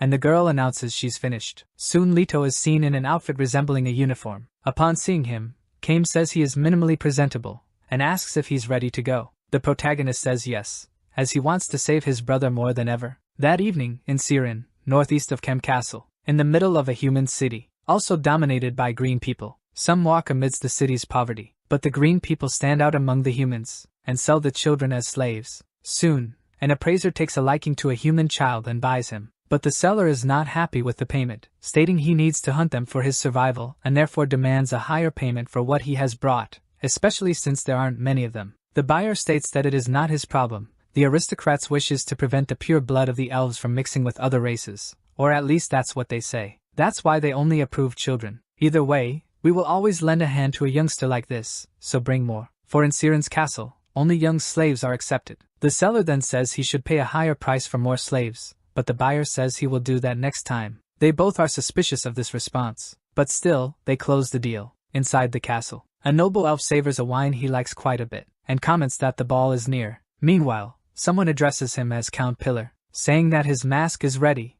adjusted adequately based on his suggestions. Then, the Count asks him to bring it, and upon seeing the mask, rates it as excellent, stating that with it, he will shine like a star at the ball, unlike Kame. The day of the ball has arrived, and Count Pillar, the Northern Lord, is delighted. Looking to the side, he comes across his sister Tyrell. The Countess introduces herself, in her beautiful dress. She says this time, more aristocrats have come than before, and her brother says that is because of the extent of his influence over them. Tyrell is astounded that they are enjoying a party while there is an ongoing war behind the scenes. Her brother spots a small detail on her dress, and asks if she had been outside the castle again, and says when she sees the poor, at least share a bit of food with them. She says she really doesn't understand how contradictory this world is, for while people like that live in luxury, others outside the castle struggle to survive. Blue, green, yellow or any other color, she states they must shed their superficial masks, and understand one another, otherwise the world will never change. The Count is surprised by this observation. Changing the subject, the Countess asks if Kame will appear at the party this time. He replies that he heard Kame would be near Kem Castle, so it's likely he will. With this, his sister gets excited, and calls for her maid,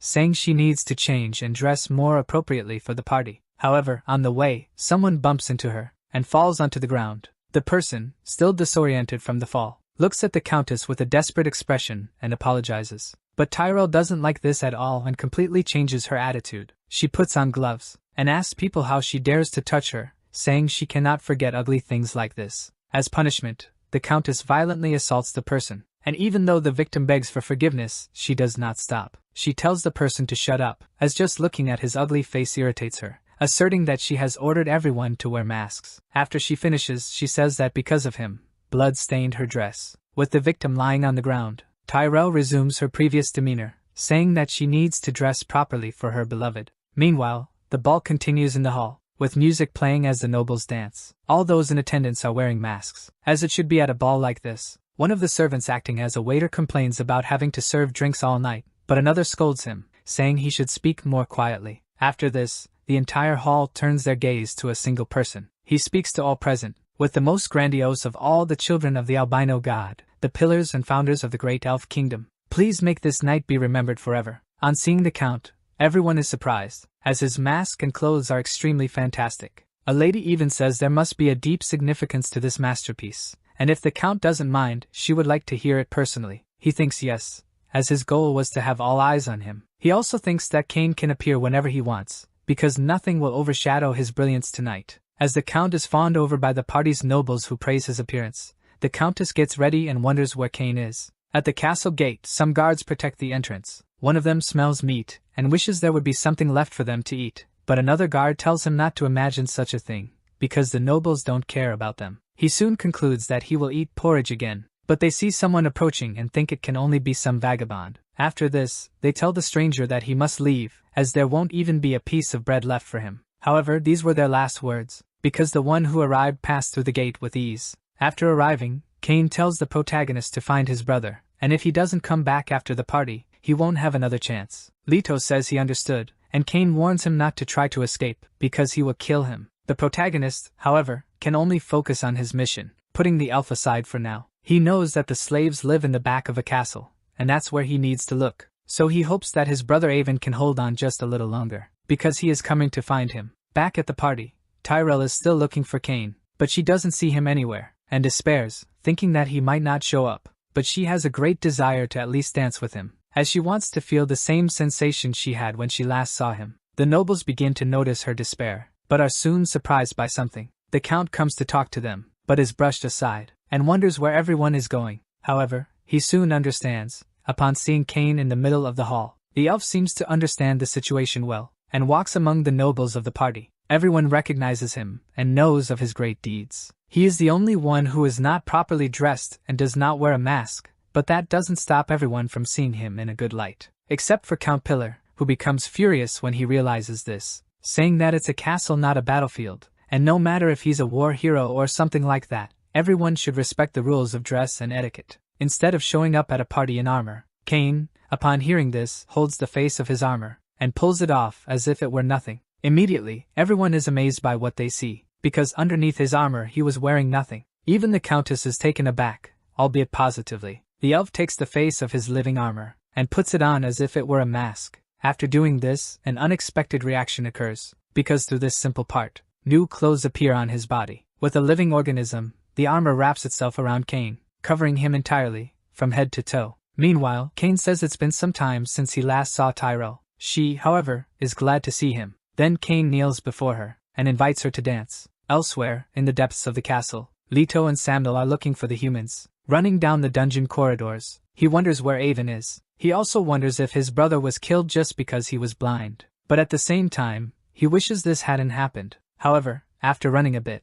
the protagonist stops for a moment, upon coming across a cage, and seeing people inside in terrible conditions. This sight leaves him shocked, and for a moment, Leto even loses strength in his legs, for the people he sees have their skin peeled off, and just imagining that his brother could have suffered the same fate leaves him feeling numb. But then, Samuel notices a presence. Someone appears and asks if the boy likes what he saw. He claims he is almost certain that he was the only one who managed to peel off a skin so well. The peeled skin is then used to make masks. The younger the person is, the softer the skin. He also asserts that the protagonist's skin is good due to his youth. Then, he tells a Cyclops named Boo to keep the boy's skin intact, while the rest will serve as his food. Soon the Cyclops finds the determination needed to capture him. While the dance is happening, Cain observes the nobles, and it seems they are doing the same, keeping their eyes attentive to him and the Countess. This makes Cain think that there are people who seem not only interested in the ball. Tyrell likes this, and claims that more aristocrats are participating in the party this year. Noticing he returned to the kingdom,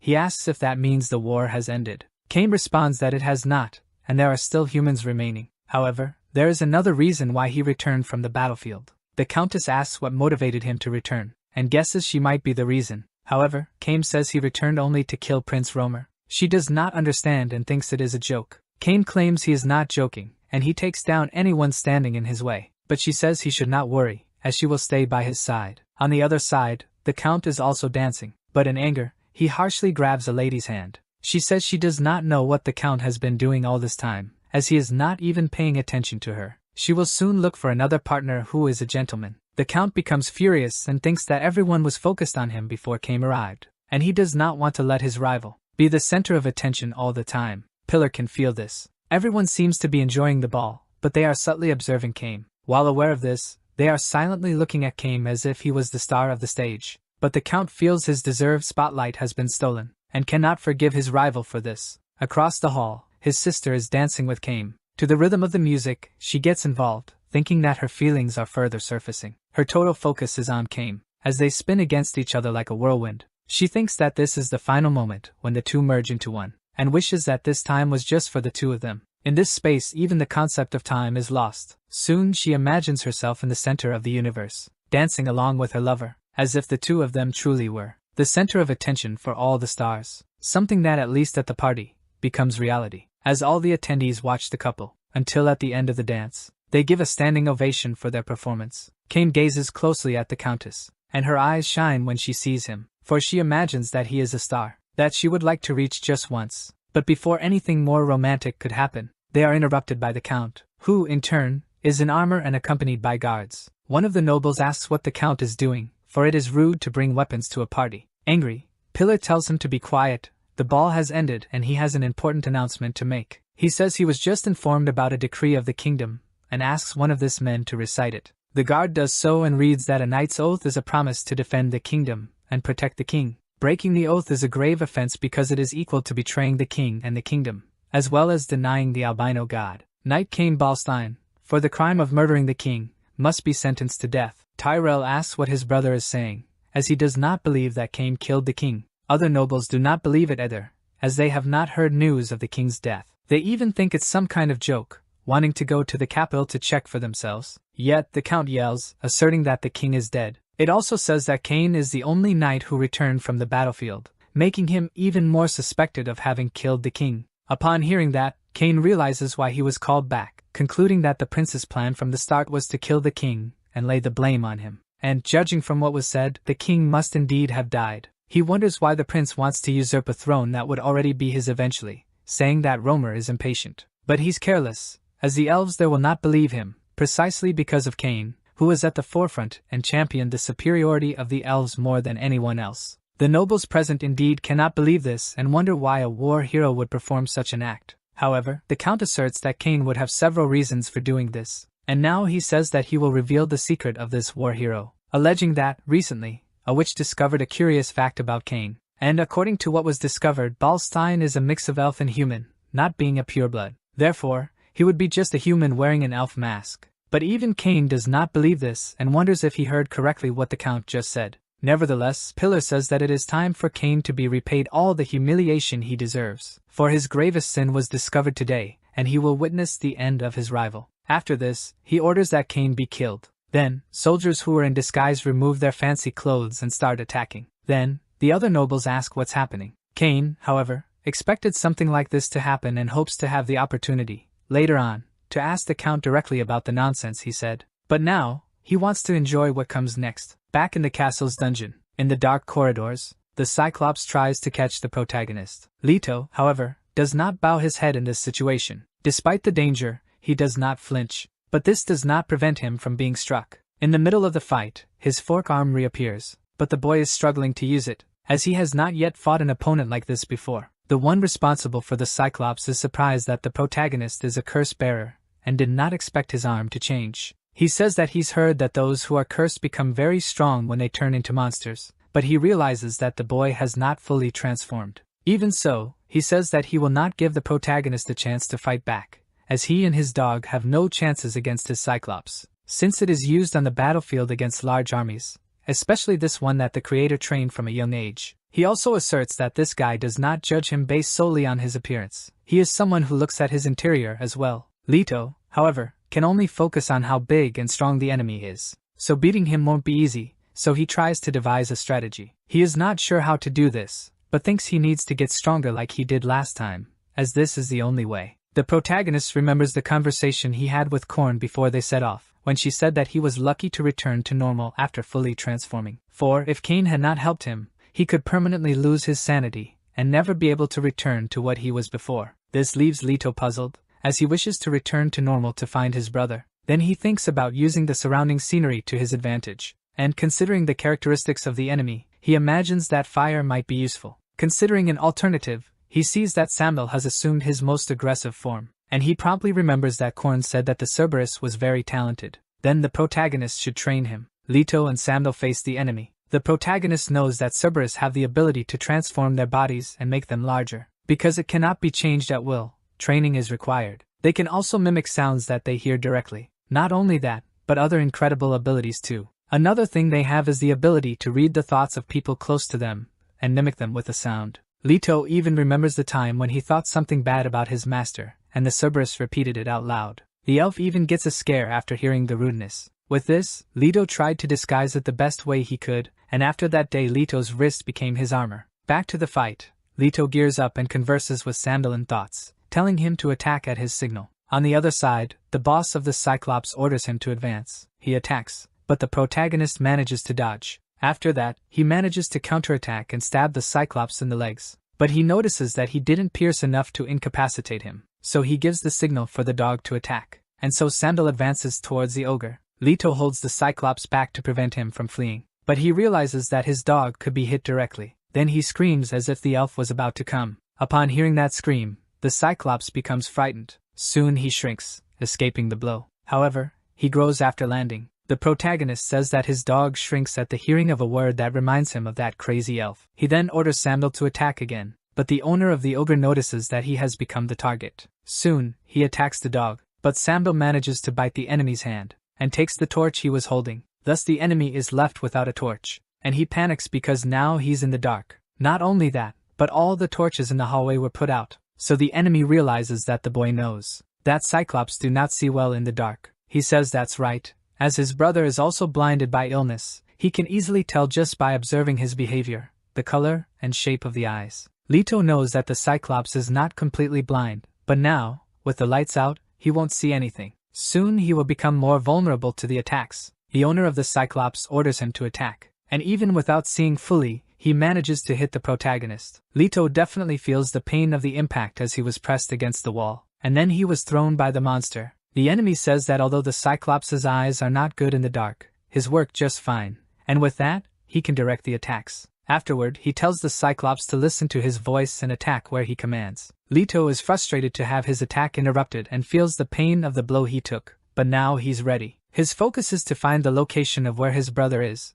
but to do that, he has to get past the enemy. So the owner of the Cyclops realizes that his rear is vulnerable, because he thinks that the protagonist will keep the Cyclops busy and will have the Cerberus attack him from behind. "So you thought you could subdue the Cyclops by killing me?" he asks, assuring himself that he needs to stay as close as possible to the Cyclops. Leto, however, orders Sandal to act as a mimic, and says the enemies are on the right, so that's where he should go. In the meantime, the owner of the Cyclops just tells the monster to focus on his voice. Back in the banquet hall, heads are rolling, and all are cut off by Cain. The enemies advance towards him, but they are no match for a veteran war hero. With his sharp blades, he slices everyone who approaches, leaving no room for them to attack. Cain is even enjoying doing so, because the enemies don't pose a real threat to him, as he easily defeats the enemies. The others watch him and wonder what got into Count Pillar. He, in turn, orders one of his men to hold his sister, because she wants to stop Cain from being killed and claims that he is not responsible for the king's murder. But at the same time, she remembers him saying earlier that he wanted to kill the prince, and this creates confusion in her mind. In the fight, one of the remaining men becomes puzzled, because he is surprised to see his companions dead. He then decides to use another strategy. Equipped with a weapon in his sleeve, along with the others, they launch harpoons at Cain. The elf was somewhat distracted, but soon realizes that the ropes have caught onto his armor, in such a swift manner that it took him a moment to notice. Soon he is bound in various directions, and the men try to incapacitate him. Cain, however, does not flinch for a moment. He just remains steady in his current position, and soon sees that one of the enemies is advancing. But as he tries to attack him with a knife, the enemy is surprised by what happened, because Cain managed to stop the knife attack with his teeth. Not only that, but the force was so great that he managed to break the blade and disarm his opponent, and then uses the very blade against him to kill him. The others also try to advance, and Cain equips himself with his blades, but those who stayed in the rear prevent him from moving his arms through the ropes. So the elf realizes that he will have to use another strategy. Quickly, one of the soldiers tries to approach Cain from behind him and strike him. The nobles, upon seeing this, think that this will be his end. Even the countess despairs. Yet, quickly Cain manages to escape from this situation, and defeats the enemies with ease, for his armor has eyes all over. But he wonders if, perhaps, he was poisoned. Either way, the count asks for a weapon from one of his men. He says that this is a special weapon made with Tiban steel, and wants to use it to drill a hole in Cain's head. Then he throws the spear at his opponent. Cain, meanwhile, is still tied up, but he realizes the looming danger. Soon, he knows he's cornered and will have to think fast to get out of this. The spear merely hit Cain's shoulder, instead of his head, and quickly landed on the other side of the hall. Pillar is furious because of this, since he only missed due to his sister's intervention. Tyrell apologizes to him, but couldn't stand by and watch it happen. Then, she tries to escape from the guard's grip, and with a kick, manages to hit him. After that, she tears part of her dress off to lighten the weight, and heads towards Cain. Halfway there, she encounters one of those holding the ropes, and with a precise blow, incapacitates him. Then, she heads towards another, and does the same. Finally, she gets close to her beloved, and asks everyone to stop attacking him. The Count tells her to get out of the way, but Tyrell refuses to do so. Pillar says that even though his sister carries his blood, taking part in a betrayal will warrant her execution. However, she insists that this must be a misunderstanding as Cain would never do what he's being accused of. Suddenly, the elf gets up, and whispers in the Countess's ear that it's all right. She likes that, but is worried about him. But what she didn't anticipate is that Cain would attack her with his blade, and asks why he did this. He replies that he does not want anyone to interrupt his fun. Right after, Tyrell falls wounded to the ground, and her brother grows even more hateful towards Cain. After this, he orders all the remaining soldiers to keep their enemy. Cain realizes that the soldiers with Tybin steel equipment are drawing near, while the poison is spreading throughout his body, making everything even more dangerous. But this triggers a different feeling in him, one that he has not felt for a long time. The sensation of tension after crossing the battle line, as if he were walking on a deathly tightrope. However, he really doesn't think he can die now, and tells Kairon to unleash some of his power. The armor asks how much he wants to release. Cain answers that just one seal for now. This level would be exciting and fun enough for him. Back in the deep corridors of the castle, Samdo lays fallen after a blow from the Cyclops, who is hitting everything in front of him. Angry, Leto tries to attack him, and manages to hit the giant's back. With this, the protagonist finally manages to pierce him enough, and hopes that this will kill him straight away. But while it did cause him damage, the Cyclops is still standing. However, gradually, he's losing strength, as his blood spills from his body. Then he loses his grip, and falls face first to the corridor floor. Although he finally managed to defeat his enemy, Leto also loses his strength from the exhaustion of battle. But, as he closes his eyes, he sees someone approaching in his peripheral, who calls him brother. Although this might have been only a figment of his imagination, it gives him strength to get up. He then faces the master of the Cyclops, who is falling having been struck, lamenting this. But before he even gets a chance to do anything, Leto, with his pitchfork arm, gravely wounds him, and asks where he is. The masked man doesn't quite understand what he wants, but the protagonist wants to know where his brother is. He mentions that his brother arrived there as a slave about 3 months ago, and is 12 years old. His name is Avon, but the enemy says that many slaves come there, and he can't remember all their details. Leto, however, says that his brother is blind, and this detail alone should be enough for the man to remember. Otherwise, he'll die right there. The enemy says that if there has been a blind person there, he hasn't heard about it because all the slaves go through his care, and he doesn't know where the boy's brother is. Leto tells him to stop lying, as he has information that his brother was sold to that place, and if the enemy wants to stay alive, he should tell what he knows right away. However, the man insists he is not lying in that. If the boy's brother is not there, he was likely ambushed by other humans on the way to the castle, for there are groups of humans who occasionally attack and rescue slaves on their way from there. Perhaps his brother was one of these. Soon, the man affirms that Leto must find these humans in order to find his brother. This is all he knows. Next, he takes off his mask, revealing that he is a human as well. Therefore, he tries to appeal to the protagonist to release him. Leto, however, asks how he could do such horrendous things to people of his own species. He responds that the other humans do not see him as an equal precisely because he is half-blood,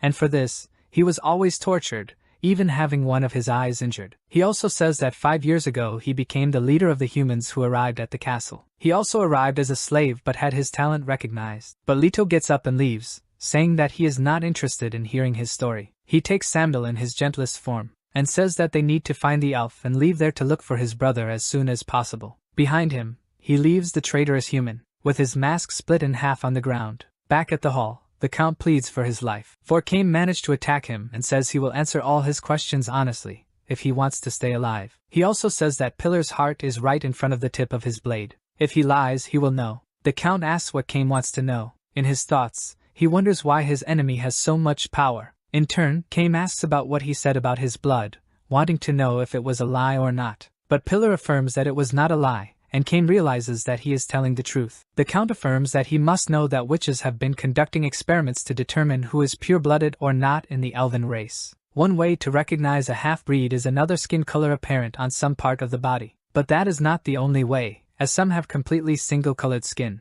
Another distinguishing feature would be yellow eyes and hair color, same as Cain's. In this way, Pillar claims that Cain now realizes he is half-human. Therefore warriors, aristocrats, witches and all will try to kill him. The Count also says that, in the end, he will be the boss among the elves. But this will not happen because, in pain, Cain tears him in half, splitting Count Pillar in two. The shocking revelation left him extremely furious. Cain was seen as a star by his beloved, someone she would like to reach, but as she approaches him, what she feels is blood falling on her face, and remembers her brother calling her. She also remembers Cain attacking him, and splitting Pillar in half. In her room at the castle, she wakes up from the nightmare she had and asks how long she has been asleep. One of those present replies that she has been asleep for almost an entire day, and she also asks about her brother. He says that the Count was killed by Cain, and the funeral will take place the next day. So, she realizes that what happened was not just a nightmare. When the yellow-skinned humans are dead, they are reborn in the next life as Volks. When the green-skinned Volks are dead, they are reborn as elves. And finally, when our blue-skinned elves are dead, they are reborn as angels of white light. At least this is what the master of ceremony says at the funeral, claiming that the beings of light will dwell for eternity next to the great albino god. Therefore, he states that the others need not be sad, and they also do not need to miss the deceased. Tyrell, on the other hand, did not attend the ceremony. Instead, while she is preparing, she says that her brother was her only true family, and despite his terrible hobby, she affirms that her brother never stopped taking care of her. So, she wants to return the favor and dedicate to him what she is about to do. The Countess cuts her own hair, affirming that she will go after Cain, for she wants her revenge, by making Cain fall in love with her and love her forever. Thus, he would be trapped in her heart forever. Speaking of the devil, he is outside, far away from the castle, contemplating the view of the horizon, while remembering Pillar's last words, saying that he was not a pure-blood elf, and that everyone in the kingdom will come after him. In a way, Cain even likes to know about this, as his sadism makes him imagine what such a situation would be like, and because of this, he bursts into hearty laughter. Just imagining what it would be like makes him happy, in such a way that he eagerly anticipates the arrival of that day. He thinks that, when everything was becoming boring, something fun appeared to entertain him, and this completely elated him, giving a new reason to act. Now he has more things to do, but before he accomplishes anything, he says he needs to find the protagonist, for if he fled, he will fulfill the promise he made to find and kill him. We see the protagonist who is already out of the castle, thinking about the mad elf. He imagines he must be upset about his disappearance. However, Leto only wants to get stronger to face him someday, and is definitely determined to kill him. Being alone, he takes the opportunity to shout and curse the elf loudly. Now that he has vented, Leto wants to focus on finding his brother, for if he really was transferred from the castle but was captured on the way, then there should be clues that can reveal his whereabouts. The protagonist knows he may encounter some Volks along the way, but thinks that, being stronger now, it wouldn't be a problem to have to face them, for with his powers, he could easily kill them. For a brief moment, he remembers the traitorous human from the castle, and recalls that he felt nothing for killing the Volks, but for some reason, he is resentful towards the human. Then he tries to imagine that the enemy of the past was not just a human, but one that was half Volk. This makes him deal more easily with this situation, because killing anyone who is a Volk, even if only half, should not make him sad. Night comes, and Leto is still walking through the forest, until he finds a water source, so he uses it to drink, but it soon starts to rain, making him think he has to find a shelter. Near where he was, Leto sees a cave, and that is exactly where he stays, setting a fire soon after and sheltering with his dog. For a moment, while holding Sandal, he remembers his mother, and calls her while sleeping, but suddenly, he hears something and slowly opens his eyes. Then he realizes that this cave already was a habitat for some other living being, as a bear comes to claim what is his. But where some see danger, the protagonist sees an opportunity. Easily, he defeated the animal and even used its meat as food. To his surprise, the taste was quite good. He knows it was said that humans attacked the slave traders, so he imagines that a fight must have erupted. There must certainly be some traces somewhere. Sandal barks at him, and Leto realizes that the dog is already feeling better. However, the dog does more than just bark, it also runs after something. Leto asks where he is going, saying he can get lost in such a place. But the protagonist realizes that the dog might have smelled something. Soon after, he sees that Sandal found a human body already rotten, and wonders how long it has been there. He also concludes that this cannot be one of the humans who saved his brother. While examining the body, he hears something. Someone walking near the trees. It was a Volk girl, who apparently gets scared at the sight of a human. Then she starts running in the opposite direction to the protagonist. However, Leto yells for her to wait and follows her. He says it is dangerous there, and needs to kill her before any other Volks come looking for her. The girl does not notice a stone in her way, and ends up tripping, dropping her fruit basket. She tries to get up after hitting her head and laments her apples, which she spent all day picking. But in her distraction, the protagonist appears, ready to attack her. Leto tells her to blame her luck for being born a Volk. However, the girl shows no fear, because she sees that someone appears behind the protagonist to help her, which also surprises Leto. The protagonist wakes up later with a bucket of water in his face, and realizes that he is all tied up. The girl says that he finally woke up. Leto, however, cannot say anything, as even his mouth is covered. She is still scared of seeing a human so close. On the other hand, the protagonist tries to recall what happened, and remembers the big guy who stopped him from attacking the girl. He wonders if this guy would be a human hunter, and also wonders why he didn't kill him when he had the chance. Either way, he knows that he needs to escape and imagines that he can free himself using brute force. However, the big guy shows up and tells him not to do that. The girl calls him father, and he tells Leto that there's a reason for him being tied up. The girl's father says he restrained him so he wouldn't become a complete monster. Although he says he has no intentions of harming the protagonist and that he will free him, his daughter says that he is cursed and wonders what will happen if he transforms. But the father says that he was not sure before, but now he knows that he is not a monster, for he can control his abilities, unlike a common cursed one. And by the way, he also says that the dog is fine. This makes Leto wonder what these people want, wishing to kill them as soon as he is freed. However, in the background, he sees a silhouette of someone who is looking for the girl, saying that they cannot walk up to her. Upon seeing this person and by the voice, the protagonist immediately recognizes his brother. Alvin, in turn, also recognizes Leto's voice, so the protagonist runs to his brother and gives him a tight hug. They both cannot believe they have found each other again. However, their reunion is moving even for the Volks, because the girl's father realizes that this encounter did not occur by mere chance. 2 months ago, some slave traders were debating whether or not they would make money selling a blind boy. One of them says that this does not concern him because if they sell him to the Siren castle, they will earn up to 3 times the price, as they need the skins. However, they end up falling into an ambush. The humans were many, and they considered fleeing and pushing the slaves off the cliff. And so, Alvin says he lost consciousness, and when he regained his senses, these people had already saved him, and he stayed with them ever since. The family's mother serves food to everyone and tells Alvin to be careful because it's hot. She serves the protagonist too, but realizes that Leto is not comfortable there. She freezes for a moment. However, she still treats him kindly. The father tells Leto to at least try it, arguing that it is better than barley porridge. Leto stares at the served food and wonders what it is. The girl notices his hesitation and asks if he thinks it is poisoned, saying that he is not very insightful. Even his brother insists that he try the food. The protagonist has doubts and wonders what is happening there, because he is sitting at the table with Volks and they are even sharing a meal. This makes him think he is doing something wrong. In any case, he participates in the meal. But at nightfall, he goes to his brother and asks him to silently follow. Even though Alvin does not want to leave, the protagonist argues that these people are Volks, the same kind as those who attack villages. Leto affirms that they can't know when they will turn against them and attack. However, Alvin says this is not true. He resists, but his brother insists for him to get up, because they cannot stay there. But Alvin does not want to leave. He says he is scared and affirms that he cannot see anything and that his brother was not with him all the time, and did not witness what these people did for him, because Alvin claims that this family helped him and took care of him all this time. After this, the family's father appears and says that it is hard for the boy to run around,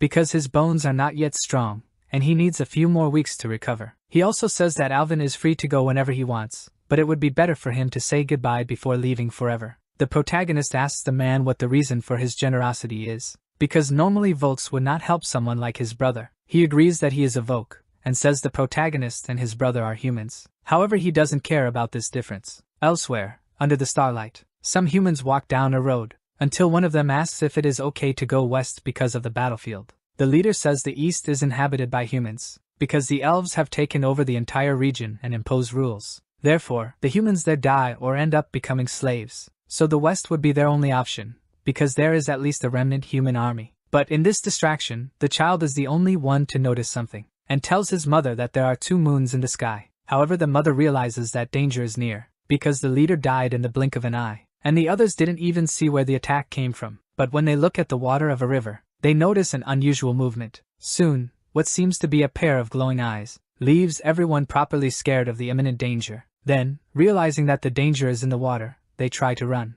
Thus, they do, attempting to escape however possible. But what they didn't expect is that the enemy is also fast. Some offer to stay and fight the threat, to buy time for the others to escape. However, even they cannot escape death. For, with a scythe, the killer who once pursued Cain is now hunting these humans and defeating them without difficulty. None of them stand a chance of escaping, and so they try to beg for their lives. But even children are not spared. After defeating all the humans, the killer returns to the water, and after a rest he submerges. He emerges from the pond he calls home, and dries his living armor. After this, he removes his mask, exposing his face to the open air, revealing himself to be another one of the elves. Someone approaches and says that Cain is still alive. Lady Bathory shows up to warn the scythe wielder that Cain is a dangerous elf. Thereupon, they need to deal with him as swiftly as possible, and the lady even offers the help of other assassins. However, the scythe killer states that he will kill Cain alone and asks her not to interfere. Lady Bathory argues that it would only make sense if he was to beat him with his own strength. Thus, he could at least cleanse himself somewhat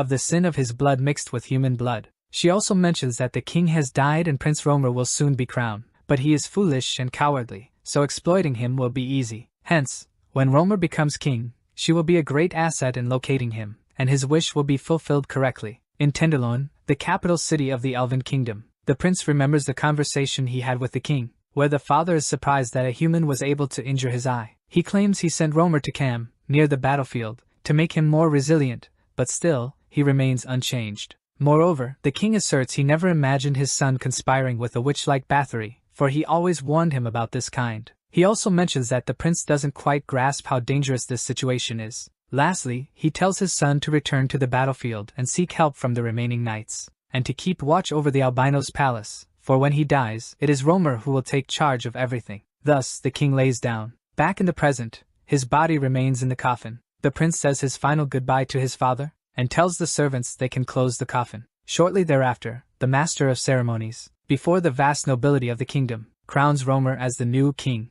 All those present witness his crowning, and now that Romer is the new king, he begins to earn some disdain, since his reputation is not so good. After the ceremony, seated on the royal throne, he is irritated, as many were whispering about him. Before long, he is bothered by the news that a human slave managed to wound him, and he knows he will be recognized as the king who didn't use his sixth sense. Not only that, but everyone was glaring at him. Hence, he orders Kant to find the slave, for he wants to kill him with his own hands. His anger only increases, as he knows his eye is taking long to regenerate. Then, he asks if Lady Bathory also heard about the recent developments, for he heard that Cain appeared at Castle Siren, killed his cousin Count Pillar, and then vanished. He also recalls that Lady had promised to handle this. Regardless, he asserts that he doesn't need assassins anymore, because now he will make his own moves. Lady Bathory states that now Romer is king, she trusts that he will fulfill his promise. He confirms, but asks her what the witches are constantly seeking. She tells His Majesty that he comes from a lineage of witches, hence they live according to their leadership. She also comments that the supreme leader of the witches, the esteemed Grand Witch, is the one who thirsts for knowledge and surpasses anyone. The language and ancient race, the albinos, used for the witches, that language is the world's most notable. Lady Bathory asserts that many of the ancestral ruins are to the west, on the battlefield, and she's sure those ruins hold records of the ancient language. Therefore, she wishes to ensure those ruins are found and requests permission to go search for them. However, the new king declines and asserts he will go there himself. He contends that the war against the humans will extend, and medical records are scheduled to be sent soon. During the delivery, he coordinated some soldiers and will head to the battlefield to search for the ruins. With this, the lady says that he made a wise decision. Now he wishes to rest from the exhausting coronation and asks her to leave, and so the lady does, retiring from the throne room. In the meantime, Kant thinks that the king is indeed dead, and he didn't imagine that the witch's powers were so potent. He then imagines that this situation might become even more dangerous. Romer says that's exactly why he will personally go to the battlefield, as he believes that it is safer than his own castle. Kant says that this is their current war, and if His Majesty coordinates the soldiers and wins, soon his reputation will increase and he will gain influence. Now, as the new king, Romer is determined to put an end to the witches and the Bathory family. Not only that, but the entire Red Army and anyone who disdains him. Back to the protagonist's core. The Voke girl throws a stick, just to play with Samuel, but she ends up hitting Leto's face. The dog picks up the stick afterwards, and the girl apologizes. Leto looks at his dog, and notices that he is really happy playing. Then, the girl's father tells them to leave. Soon Leto and the girl go somewhere, after advancing through the forest, and at all times, Leto keeps checking the sides. The girl realizes and tells him not to get nervous, because they won't abandon him. The father says there is no one there but his family, so the protagonist has nothing to worry about. Leto affirms that he will leave as soon as his brother recovers. The girl says that the protagonist should be grateful that they took care of his brother. Leto says that's why he agreed to help, be it cutting trees or collecting water. After some walking, the father spots his target, honey butter, claiming the taste is excellent. He also says that Alvin will recover faster after eating it, but first they need to collect the honey, and the protagonist offers to do this. But by trying to do this, he ends up all swollen from the bee stings. The girl laughs a lot at his face. Then, they hunt some animals, and the father ends up catching a rabbit. Later on, they go looking for firewood, and later, everyone sits down at the table to eat. At dusk, they lay down to sleep, and Alvin asks his brother if he's really leaving. The protagonist responds that, once his legs improve, he'll take him to the place where humans live. Alvin, however, affirms that he likes it there, but his brother says that they cannot mingle with the Volks, precisely because they are different from humans. So Alvin says that he doesn't feel different from them. Next morning, in a day of work, the father talks with the boy, and calls him to go somewhere for a while. Leto asks what's wrong. The father asks if he has ever heard of the sixth sense. He responds affirmative, and knows that the elf already spoke about it, but asks why he is mentioning this.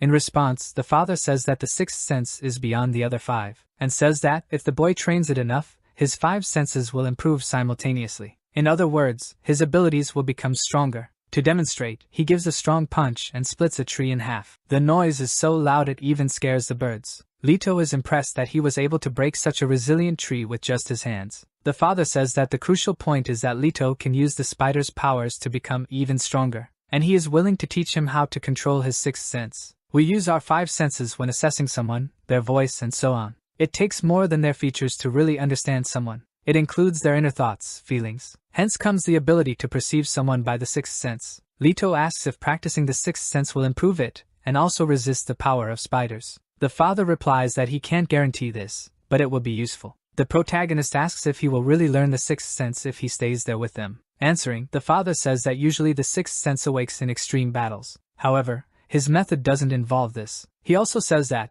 to obtain the sixth sense, he must first know his opponent. Thus, through this, it will be possible to learn more about this ability. This doesn't make much sense to the protagonist. Leto wonders if the father meant discovering your opponent's weakness and using it against him. From the face that the boy made, the father deduces that he understood. Next, he looks up at the sky and realizes that it's going to rain soon. He quickly decides it's better to start training the following day. As the rain falls on the site, the father's axe rests on a stump, and they return home. Someone tells the story about the creation of the world. It is said that at the beginning of everything, there was only one white light. Darkness tried to swallow the light, but the light resisted. The light then split into colors, and the world was created. In this world, the first intellectual species was born. After this, the girl says that it is the end, as the records end here. She states that the ancient species was called Albina, but as it is an extinct species, it can only now be seen through records, and one cannot help but wonder how they went extinct. However, the hero says that she is reading the wrong book, for it is full of lies. She says that this book was written by a great adventurer and philosopher named Jaina Elliott,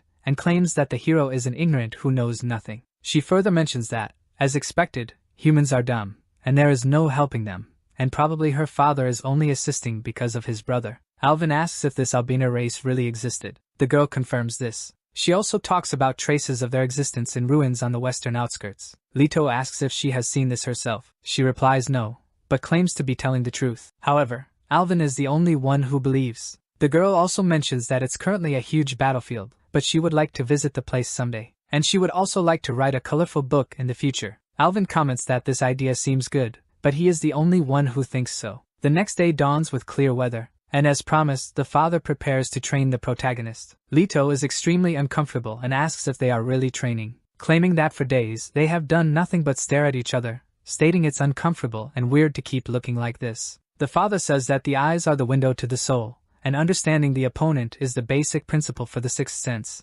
claiming that only then will the boy be able to feel it. He also states that it's as if he was seeing the world in grayscale. 3 days pass after this, and Alvin tells his brother that he would like to try walking today. So, Leto agrees to walk a little with him. Afterwards, he asks how his brother's leg is and whether he feels any better. He replies that he feels good and can even stand on one leg. Leto says that is good since they will be able to leave soon. Alvin asks exactly where they are going. His brother replies that they are going west, where the remaining humans are. The protagonist further declares that he is aware that the battlefield is dangerous, but he is confident that staying in the human colony is safer than staying there. Then, he tells Alvin to stand still for a while. However, His younger brother asks why, but the protagonist just tells him to wait. He moves away a little and says that part of his training is to observe his opponent. So, it should be easy to do this with his brother, claiming that Alvin is the best. However, from afar, another boy, Volk, sees them and identifies them as humans, thus he runs away instantly, saying that he has to report this to the human hunters to get a reward. But it doesn't take long for the protagonist to catch him. As soon as he was captured, the boy gets scared seeing the protagonist's arm and promises that he will not tell anyone about what he saw. Alvin asks his brother if everything is okay and if there is anyone else there. However, Leto just tells him to back off, claiming that it is a dangerous folk and he needs space to kill him. However, Alvin tells him not to do that. The protagonist's anger is so great that he ignores his younger brother. However, before he could do anything, the girl Volk from before appears and stops him from killing the younger one. Then, she wonders if the protagonist is crazy. After this, they return home and all sit together at the table. The mother asks how the Volk boy got so close to them. The father is unsure, but says that the child was probably just looking for food. Their daughter, however, says that the protagonist was planning to kill him and states that the boy is probably the same age as her younger brother, calling him crazy. Leto, however, says that if the child told what he saw to others, he and his brother would be in danger, blaming the girl for losing sight of him. The girl says she only did that to save the boy from death, but Leto insists he would do anything to survive, even if it meant killing elves or Volks. The girl quickly remarks that it was pointless for her father to have saved him, and hopes that the protagonist will encounter an elf and die. The mother apologizes for what her daughter said, and tries to talk about her older brother, but her husband interrupts her, and says now isn't a good time. He also tells the protagonist to leave his house at sunset, because, as the protagonist himself said, they are in danger. Leto just agrees with him. After the sun sets, a crowd walks through the place, where an army of Volks is marching, until one of them hears a call. The boy from before appears running, and, as he approaches, says that some humans were nearby and one of them had a fork arm. The soldier doesn't quite understand what the boy said, but someone soon approaches and steps on the boy. Next, a woman points her sword at him, saying that, because he interrupted the king's soldiers' march, he should slice his face. But the boy begs her not to do it. Kant, however, interrupts her, saying that she will tarnish the image of the soldiers if she does that. The woman does not like being interrupted, but Kant insists, saying that they have 5,000 Volk soldiers watching them. However, this is not a convincing argument for the woman. Soon after, the king appears and tells her to stop, so she obeys the order. Riding on a cyclops, the king approaches, telling the boy to repeat what he said, because he heard him say something about a human with a fork. Outside the Volk family's house, they say goodbye to Alvin, telling him he has plenty of food with him, and ask if he can walk. The boy answers yes. The daughter, very sad about his departure, says she will make sure to include him, the dog, and even her crazy brother in her book. The father says that, if the protagonist goes west, he can use the mountains if possible, even if he has to go around. But before they can leave, the king's soldiers appear, and confront the two humans, wondering why two humans are together. One of them looks at the protagonist, and says he is the target they are looking for, the guy who has a fork attached to his arm. Another soldier tells them to alert the king that they have found the fugitive. He tells the spectators that they look like Volks who have helped humans, and asks them to prove the contrary, not with words but with actions. So he orders the father to grab an axe and attack the humans. If he doesn't do it, he and his whole family will die. The woman is worried about this situation, but the father doesn't hesitate to grab the axe, and throws the weapon in the boy's direction. But the axe doesn't hit them, and goes in between them, aiming at the soldier's beast. Soon the soldier realizes that the father did not obey his order. Then he is attacked by the man, who, despite being unarmed, fights them, to protect his family from the invaders. The soldiers don't stand a chance against him, for the father proves to be much stronger than them, even fighting armed guards. Then, he tells the protagonist to run as fast as possible, because more soldiers will be showing up. However, the protagonist notices someone approaching and warns him to be careful. But the man has distracted himself enough to be attacked by the elf woman from before. She says the Volk man is lucky that he didn't die from her attack. Or maybe he has something more to him. The father realizes the woman is a knight, and one glance at her armor is enough to know she must be strong. Quickly, he tells his daughter this is an emergency, and she knows what to do. The girl hesitates, but agrees with her father's direction. Next, she grabs her mother and tells the boys to follow them if they want to survive. The knight says the humans will die anyway, because Romer is approaching with more soldiers. She calls him a damn foolish king for getting stabbed by that boy who just left. She also says she thinks the man didn't hear, because there's a new king now, a king who can't even use sixth sense, and she finds this very amusing. Then she attacks the man and manages to slightly harm him, but she quickly launches a series of strikes, and the man attempts to dodge them all. She's impressed with his abilities and says she'll have to speed up her pace to hit him. After that, she nearly hits him, yet the man manages to escape. He goes to one of the fallen soldiers and picks up a sword. Now that he is armed, and has already taken a good look at her adversary, she manages to focus on retaliating the attacks. She immediately notices that he can use the sixth sense. The Voke advances in her direction, and with his sword initiates an attack. But she is not a knight for nothing, and manages not only to dodge the attack, but also to retaliate, successfully hitting the man. His sword flies far from him, leaving him disarmed. The knight says that, because he was born a Voke, he probably didn't receive any other training, but only his ear got hurt. Thus, she concludes that he is a soldier and must have mastered the sixth sense during his time in battle. But now he will be executed for helping humans and killing the soldiers. In the forest, his wife and daughter run away with the human boys. However, Leto is only worried about his brother, and asks the girl where she is leading them. She replies that she has an emergency place to go to in situations like this, and there they will meet their father again. The protagonist asks her what she means, situations like this. She says that her father is a deserter, and that's why he lives on the run. Leto realizes that, if he was a soldier, he probably killed many humans. The girl says that's obvious, because they are in a war, and in battle, it's kill or be killed. She also says that her brother died on a battlefield, and was killed by humans. Leto states that he and his brother will follow a different path, but the girl says that such an idea is dangerous, and he must remember what her father said. The protagonist says he doesn't care, because they were going to separate anyway. She then tells Leto to do whatever he wants, as she doesn't care if he dies or not. But her distraction allowed for an arrow to be released, and it hit exactly where she least expected. Her mother fell right after, leaving the girl desperate to see her getting hit by the arrow. The shooter missed his target. It was Romer, who, due to his bad eye, hit the woman instead of the protagonist. Upon facing them, he says that he finally found him, and is there to have his revenge. Next, the king orders them to capture the runaway slave alive and kill everyone else. All the soldiers accompanying him advance. The protagonist tells his brother to step back while he takes care of it. Soon, he advances towards the soldiers. With his forked arm, he strikes the enemies with a certain ease. However, due to his lack of combat experience, he doesn't know how to defend himself properly, and that's why his guard is broken by one of the soldiers, who prepares to strike him next. But Sambil doesn't let his friend get hit, and bites the enemy's nose. Yet, he grows next, biting the entire head of the soldier. Soon, he realizes that his end has come, and then the Cerberus crushes his head with a brutal bite. On the other hand, the girl mourns for her mother, and cries seeing that she didn't survive. With that, she becomes furious, and rises going toward the enemies. Her sadness turns into anger, and all she has to use is a stone. But she has a lot of strength, as with just that she managed to hit one of the guards, who fell far after being hit. The others don't understand how she did it. Even Kant is surprised to see what she did, and one of the other elves says it's the sixth sense. He says he's heard that the sixth sense rarely appears outside of a battlefield, but a Voke who lives in the middle of nowhere can use such a skill, becoming a rare case alive. And also says there are cases where elves don't master the sixth sense, which annoys the king when he hears it. Either way, the elf says he will find the fugitive and sarcastically asks the great king to keep an eye on him. The king's bodyguard calls this elf insolent, and it seems that the king somehow agrees with it, even if he doesn't want to admit it in front of Kant. All that's left for the king to do is to watch the battle unfold. From above, he sees that the protagonist is putting up resistance, accompanied by his loyal squire Samdal. But Romer sees something else that makes him smile. The Voke girl entered the battle, and is giving the soldiers a hard time. However, what she didn't expect is that an elf knight would join the fight. He is fast and carries out several attacks with his sword,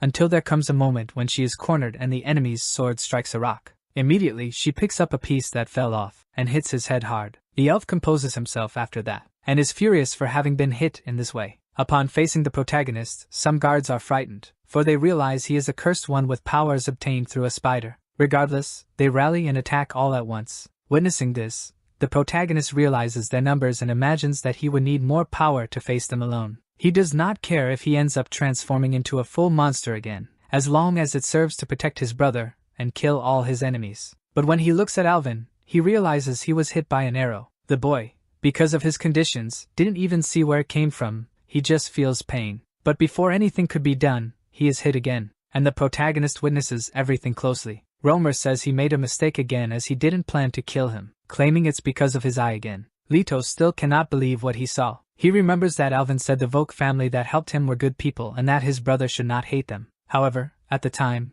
Leto said all Volks were the same, and maybe his brother forgot, but he affirms that it was Volks who destroyed their village and killed their parents. To Leto, blue or green people are all bad, and he has to kill them all. This makes something awaken within him. The power of the curse begins to take over him, to the point where the protagonist is not even sure what is happening, because all he can think about is that he has to kill them all. The soldiers advance towards him, but along the way, they notice something different. Those who were in front didn't even stand a chance, and the others also died immediately, making the rest retreat out of fear. The elf who cornered the girl says that for a Voke girl, she is good at attacking, but he affirms that everything has a limit, and she crossed all of them. But before doing anything, he looks to the side and sees a monster approaching. However, that was the last thing he saw before he died, because soon after, he was split in two, and even managed to see his body separated from his head. The king realizes that the protagonist is easily eliminating his soldiers. His bodyguard asserts that he has completely transformed into a cursed one. Romer is startled when he notices him approaching, but Kant says he has dealt with cursed ones before, and there is nothing to worry about. After that, the Cyclops who was at their rear is hit square on by the protagonist. Both fail to notice because it happened so fast. But when they look at the fallen monster, they realize a more dangerous monster is close to them. He removes his claws from the fallen giant, and in an unrecognizable way, he imposes himself upon his enemies. Clad in metallic armor, made through the skills obtained by the curse, the protagonist, in monster form, faces his enemies, and in a notably swift manner, he advances towards them. Kant defends the king while he flees. Even with immense strength, the protagonist still hasn't managed to strike him, because the guard puts his experience to the test, and throws his adversary and tries to attack him. However, Leto is faster now than before. Upon seeing the protagonist in front of him, Kant questions if this is the right arm. He says he is referring to the exoskeleton of the cursed ones, as not all parts are durable, stating that the farther from the toughest part, the softer it will be. Therefore, the most resilient part of the boy is his right arm, so if he attacks the other parts, he may be able to wound him. The king then orders him not to think too much and just act,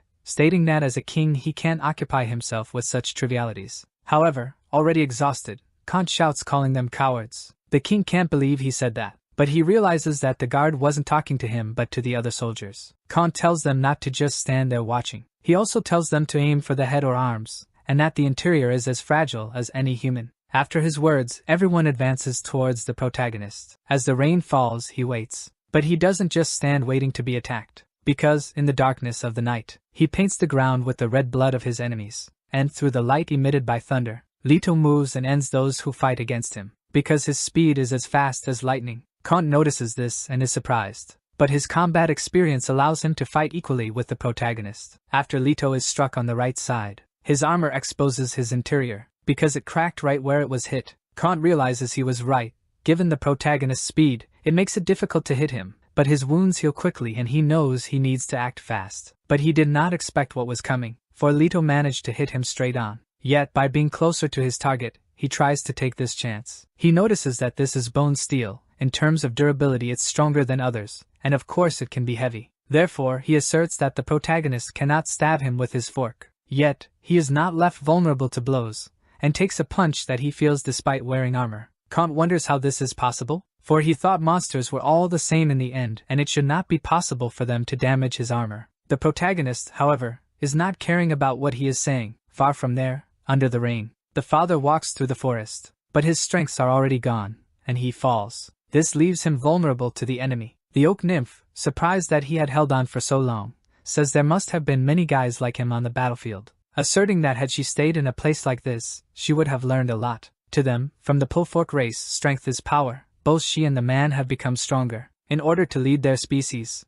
Then, she hears a noise and asks who is there. She realizes it's someone with a murderous look, and she can tell this even without a sixth sense. The person on the other side states that the nymph should leave that man to him, for he wishes to ask the man about some things. Getting closer, the elf realizes this is a Voke woman. She remarks that the woman speaks arrogantly, and cannot see anything because of her eyes. A man behind the Voke comments that, judging by the armor, the elf must be of the Pullfork race. She tries to recognize him from a distance. The man introduces himself as Vlad, one of a rare species. He tells Yara that, as expected, she was aware, and he thought he had escaped her senses, which led him to conclude she must have sharpened her directional skills. Yara asks if, according to Cain, he does not have things to do. Vlad replies it's been 2 months since the last time he saw him. Thinking about his golden blonde hair, and his black lips, like staring at a face during a lunar eclipse, sends shivers down his spine. Then, Vlad goes to the Voke and calls him a traitor. claiming he left the battlefield oblivious to the mercy Cain showed him.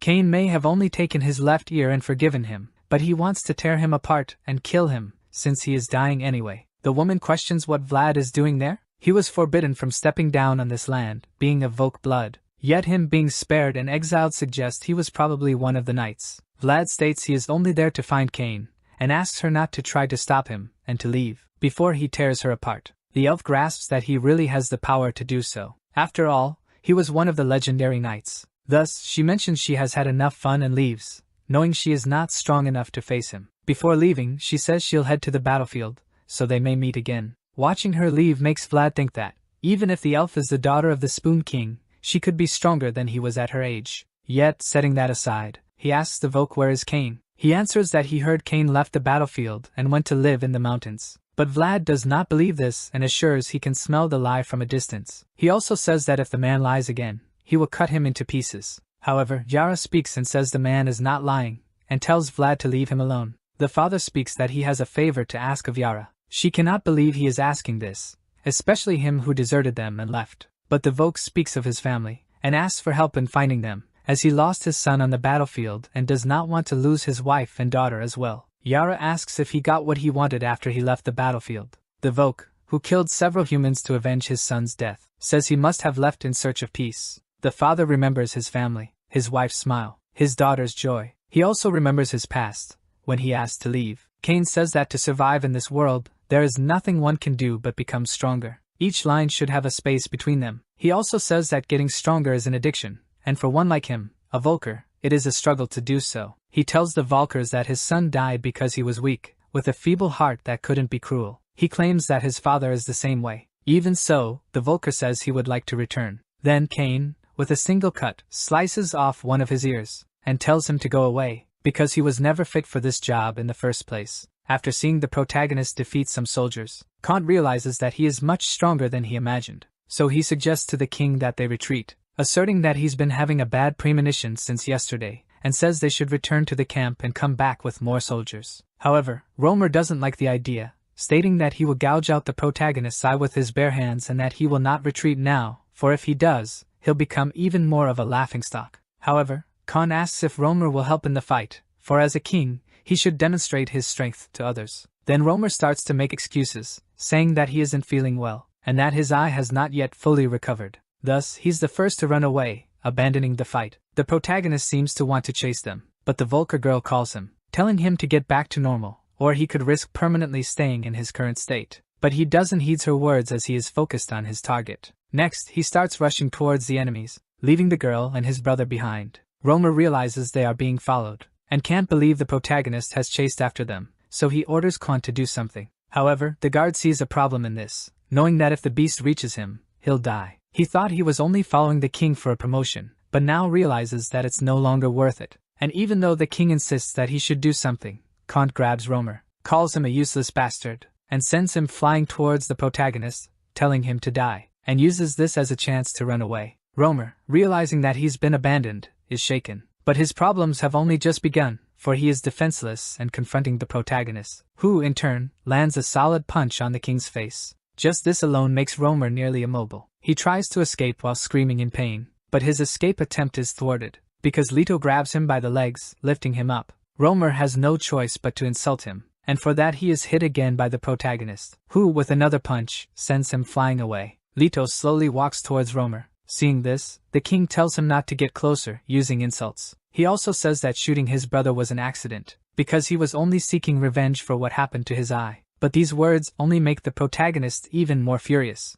However, just as he is about to strike the king again, the girl hits him with a rock, and he's a bit confused, but she tells Leto to recover his senses. However, his current condition prevents him from fully comprehending, because he lunges at the girl, and she says that she hadn't intended for this, because she had read about it and practiced, now intending to convince him to return to his normal state. But at this moment, Vlad appears and tells her not to be reckless, stating that it may seem effective, but it's not enough. He also says that he will show the protagonist about how the world is gray. From the protagonist's perspective, he is completely overtaken by the power of the spider, desiring the death of all blues and greens. But he hears Vlad say that he seems to be enjoying this. Leto sees the vampiric elf standing next to the girl, and wonders what is happening. The girl is also confused as everything in the space has turned gray, reminding her of something she read in Jaina Elliott's book. Vlad says that this is telepathy, triggered by his sixth sense, an advanced ability, and that it can infiltrate and destroy the enemy's mind in this space, saying this is the easiest way to defeat monsters like the protagonist. Next, Vlad begins to transform,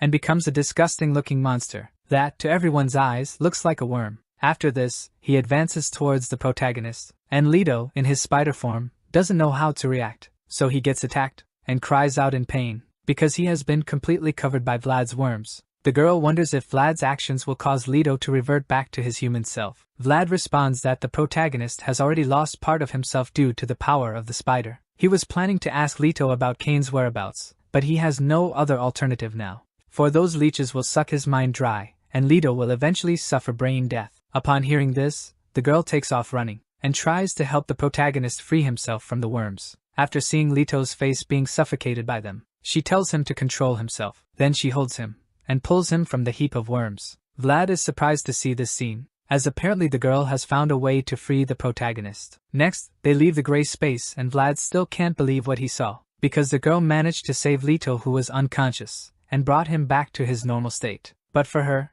it's just a feeling of having helped him. Yara appears and asks if she is the daughter of Daimos. The girl asks how he knows her father. Yara replies that her father told her to search for her family. Now she just wants to bury him and go to a safe place. Hearing this leaves the girl somewhat confused, as she didn't completely understand what Yara said. At another moment we see a cliff, and a hand emerges trying to climb it. Romer appears still alive. Luckily he didn't die, but now he is alone and scared. So he cries, and in the midst of all this, he yells in anger for being abandoned. Back at the core of the Volk family, the girl finds herself before her family's grave. She definitely wasn't expecting this, but she finds herself in a situation where she had to bury her relatives. Yara says she fought with the girl's father on the battlefield, so she granted his last wish. And now she says it's up to the girl to decide what to do with her. Then, she says they will leave in 30 minutes and walks away. Away from there, Vlad says the protagonist is completely unconscious and bemoans, because he wants to question him about Kane. Yara says she heard rumors about Kane killing the king and running away, so they should start looking for the castle. But Vlad says that Kane is an honorable man and would never do this, so there must be another explanation. He also claims that he will go after whoever tarnished Kane's image. Next, he tries in every possible way to make the protagonist wake up, because he claims to smell Kane on him, so Leto will know something. But before he tries to do something, Samuel steps in to defend his companion. Vlad asks if Yara eats dog meat. She replies that she doesn't, so Vlad says he will shut the dog's mouth. But the Cerberus doesn't bow his head to him, so this leaves the vampiric elf in doubt. Yara also doesn't understand very well, because the Cerberus begins to repeat what he heard, as he usually does. The voice coming from him seems to be familiar to Yara. On the other hand, Korn is controlling Samuel through a device. She says that through the sixth sense she is controlling the dog's brain. That leaves Yara amazed at seeing telepathy being used in this way. Vlad grabs the Cerberus and asks if Korn knows about Kane, alleging that he left the battlefield and went west alone. He could be in danger, but Korn says that Kane is right next to her. So Vlad asks where she is and wants to hear at least Kane's voice, because he does not believe this is possible, as he is the only one connected to Kane. Korn asks if there's any chance they are with the boy, and she sees that Leto is right there. Vlad says he was about to kill him, as he now is useless. However, Korn says he can't do that. She asserts that Kane wants him alive, no matter what, and tells Vlad to just cut off Leto's right arm. He asks why, and Korn reveals it's a punishment for him running away from Kane. Then Vlad realizes that the two indeed had a connection, so he holds the protagonist's arm, and promptly does as asked. After that, Vlad says the boy fainted again after screaming, and because of the spider's power, he is already recovering. Korn says she can perceive that. Next, she tells them to decide where they are going to meet. Vlad carries the still unconscious protagonist, and a new arm is already growing in Leto. Soon Vlad realizes this, and says it's fascinating. He is recovering faster than an elf. Yara asks why the girl decided to go with them. Because they are going back to the battlefield, a place that those who hate fighting don't want to be. But she says that if the girl is under Kane's protection, she will survive, but the opposite happens if she does not adapt. The girl says that when she was younger, her father and older brother were called to the battlefield. Soon, she lost her brother there. They said that her father had killed humans while blind with rage, but one day, he regained his conscience, and asked to return home. After that, he began to secretly aid humans. She claims that her father hid and protected them, but in the end, he died because of humans, and even now, she still can't understand her father, saying that it's because of humans that things ended up this way, so she plans to follow in her father's footsteps to better understand him. Yara says that when she's in the battlefield, she'll feel it, but she's saying this as she senses the girl waiting for something grand. However, she maintains that this world is hell, having turned even her father and brother into cruel people. That's why they died. Vlad interrupts the conversation, announcing that they've arrived. Soon, the group encounters a giant crab. The crab moves near them, and in front of them, a door opens. The group realizes that this is an entrance revealing itself, and from there, the one they had been expecting comes out. Vlad's eyes light up at the sight, for Cain is before him, and he, accompanied by Yara, kneels. Cain only responds with a satisfied smile. Vlad expresses his relief for Cain being safe and says he ran all the way there for him. Cain questions if Vlad didn't have duties in the West and perceives that he led them all here. However, Vlad replies that he was worried about Cain, as he had heard ill things spoken about him, like his having killed the king. Cain tells him to forget about it, and he's forgiven for his disobedience. Vlad is radiant at hearing this, thanking Cain for his mercy. Next, Yara introduces Daima's daughter to Cain, and says that if he permits, she'd like to care for and train the girl. The girl sees Cain and recognizes that he is the man her father followed on the battlefield. Cain only tells her to keep an eye on her. Then, Samdo begins to lick Leto, and little by little, he regains his consciousness. Cain states that he warned him he'd kill him if he fled. Soon after, the protagonist comes face to face with the elf, who looks at him with a terrifying stare. The Voke girl is shocked at what she sees, as Cain preps his armor for something. Yara, though, tells her not to worry, as he won't kill Leto. His arm regrows after being cut off, so he will just be punished for fleeing. Thereafter, they mounted the crab house and headed west. On the way to the battlefield, an ambush was set up for them. Harpoons were launched at the crab, and it was restrained from different angles, to the point of it being trapped in the middle of the road. Vlad tells Cain to stay inside, promising he'll handle everything. Soon, the elf-turned-vampire dashes into the attack, and fights some Volks who restrained them, even getting a taste of some of their blood. In response, Yara also engages in the fight. She notices Vlad's distraction, and aids him in defeating their enemies. Yara uses her long hair as a weapon, as it ends in a blade. Cain says his body will harden and rust if he stays idle, so he wants to join in the fun. However, by the time he arrives, the fight has already ended. Vlad comments that Yara has grown stronger during that time, and Cain is frustrated that nothing was left for him. After this, Yara speaks to the girl, asking if she is always writing, to which she replies that she only writes what she sees, as she pens a book about her experiences, just like Jaina Elliott. Yara is surprised to hear this name, and the girl asks if she knows her. Korn states it's no wonder the girl knows nothing of fights, claiming that she's even more stoic than those Bathory assassins. Anyway, Korn says she finds her intriguing, thought everyone was ignorant and illiterate, but this girl is even writing a book. She also adds that Jaina Elliott is an extraordinary person and a great inspiration to all witches,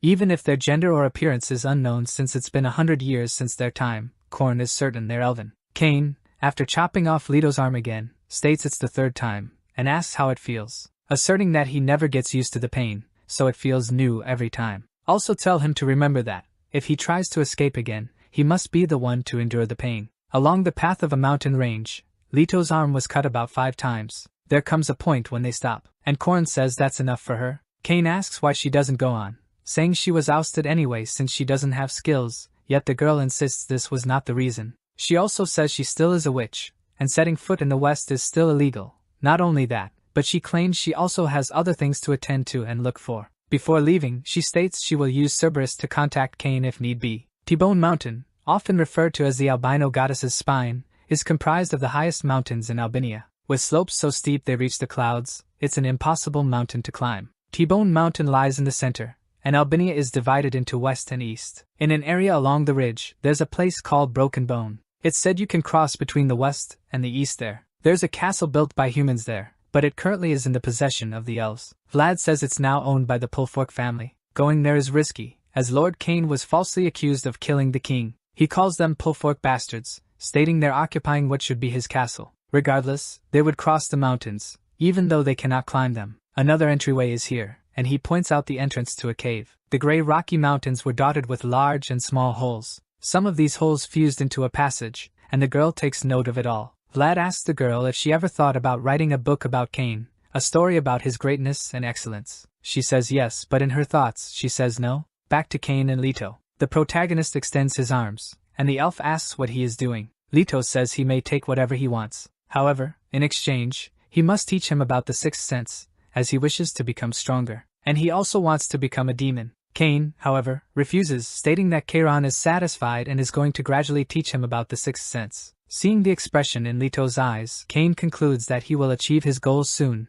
if it has not already been achieved. Vlad dislikes this, how Lord Cain has taken in a child. And he doesn't like that he is taking all of Lord Cain's attention. Lord Cain is truly unique, a perfect existence, and this kid is tainting his image. The fact that Lord Cain is caring for him bothers him quite a bit. In the meantime, the group travels through a cave. Leto thinks he must kill them all, not only the blue-skinned ones, but the green-skinned ones too. In the midst of it, he locks eyes with the Voke girl. The protagonist tries to keep a straight face, but quickly looks away again. The girl is also uneasy, for she believes her family was killed because of Leto. They kept walking in the darkness, could care less about time. They started to see a purple light ahead. Breaking out of the cave, they saw a new sight, a purple sky, gray rocks of odd shapes, a desert, fear, and curiosity. This was the West, the place where Jaina Elliott's tales began. From the top of a rock, someone recognized Cain. It was the character who appeared before, and upon seeing Cain, states that it's a great pleasure to see him again. Even her friend's rat shows up at this time, with a giant golden spoon. Rocks are being hurled towards a castle, which, by the way, is quite run down, which the rock hits squarely. The shooter says this is the last, and asks an ogre to assist him. With the stone already equipped, he makes the final throw. Several Voke soldiers watch this. The rock flies over them, and hits the castle again. But this time, the impact is bigger, and a part of the structure falls. Given this opening, the elf knight orders the soldiers to advance, and says they must annihilate all humans and cannot leave any alive. In droves, the Voke army heads toward the castle. A human orders that everyone on the fallen side of the castle keep firing at the enemy, as they can't let them in. The battle intensifies between the armies. From a distance, the elf commander thinks that if the Voke army is withdrawn, the humans will quickly recover the castle. He understands that numbers are numbers but wonders where they are coming from. Next, someone approaches, calling for Duke Spoon, saying that there's a message from Mr. Coben, who has ordered that the remaining knights should gather. But the Duke knocked him off his horse. The messenger doesn't understand why, and the Duke says that even if it is a battlefield, it is not permitted for a Voke to ride a horse while looking at him in that way, and asks if he believes he became someone just because he's riding a horse. He also says that, if the message isn't important, he'll cut off his head with his spoon. The messenger apologizes, but says Mr. Coben has warned that the king is dead and Cain is responsible for the murder. Somewhere else in the West, Cain is sitting at the table, savoring a fine piece of meat. Vlad asks what he thought. He also says, although it is not possible to get good ingredients in this area, it was still prepared by the best chefs. Cain says the meat is tough. With that, Vlad is desperate because Cain didn't like it. Soon he looks at one of the servants, and they keep staring at each other. But the young woman who received them says the meat is very good, and her partner realizes Vlad has not eaten anything yet. The young woman, however, dislikes one thing. Seeing the children, she asks if they know how to fight, claiming they look disheveled. Leto wonders why the stupid green-skinned Voke is staring at him so much, and his expression makes the Voke think that Leto is belittling him. However, his friend says this child is a cursed one. Soon the Voke realizes that he must have special powers. Then he tells Cain he now realizes something strange is going on. The elf asks what would that be. Voke's friend says that in just 1 month, he's seen 3 cursed ones, especially in a place that isn't the natural habitat of spiders. The Voke says one of them was even 10 times her height, and she's never seen anything like that before. However, his friend considers this description exaggerated. Cain, in turn, says that if the cursed one was large, probably the one who cursed him can also be. And this does not seem to be the work of a spider, but something more dangerous. After hearing this, everyone else becomes scared. The table goes quiet for a while, but suddenly Vlad begins to laugh, saying that Mr. Cain made a joke. The others also start to believe in that. However, the protagonist does not follow this line of thought, and just calls them idiots. But Sandal was nearby and repeats what the boy said in thoughts, and thus he is punished, having his arm torn off once again. Then Cain says to everyone he will get straight to the point now. Firstly, he asserts he will take the children with him, and from now on, his main goal is to kill Romer as he is the new king, and doing this they will have to wage a war against the whole kingdom. In the royal army, there are more than 10,000 Voke soldiers, and hundreds of elf knights. They might even have to face the Waiter's knights. For now, Cain says he needs to find his red army, believing that most of them will follow him. The Voke then says they should go now, because, with all of them fighting together, the opponents will not stand a chance against them. But Cain disagrees, saying that they need to divide into 2 teams. One of the teams will have Vlad, Drull, Fiona, and Yara. Those who are left will go with him, Leto, Fel, and Cerberus. Vlad dislikes having to divide into 2 teams and even less being separated from Mr. Cain. He immediately asks why it has to be this way. Cain responds that he just doesn't feel it. Vlad doesn't understand. But the elf explains that those in Team 1 are already very strong, and if he joins them, it'll be no fun, as they would defeat the enemies easily. Vlad becomes very frustrated after hearing that. Regardless, 3 days later, in another place far from there, a knight extends a large circular rock, and positions it on the ground. They are known as restaurant knights, for they have the names of kitchen items, but they also refer to each other as Knights of the Round Table. He is Badon, the Knight of the Tongs, and he says that's why he tried to put together something similar, and claims that everyone at the round table is equals, so they will exchange ideas in this manner. The meat hammer, the coffee grinder, says it looks like a round table even though it was just put together. It would have been good if they also had a tasty meal. On his turn, the napkin, the clean freak, says that of the 13 anointed by the king, only 6 remain, or 7, now that Romer has become king. Spoon, the fearless, says, as everyone must have heard, Cain, one of the 7, killed the king, the very one who led the Red Army on the front line. It's also said that this is a betrayal against the Elvish kingdom. It stains the great Elvish race, and they should discuss what is the most suitable punishment for Cain. However, one of them does not believe that Cain killed the king. Coben of Delicacy says that if the rumors about Cain are true, then let them be, but he refuses to believe this nonsense about him having killed the king.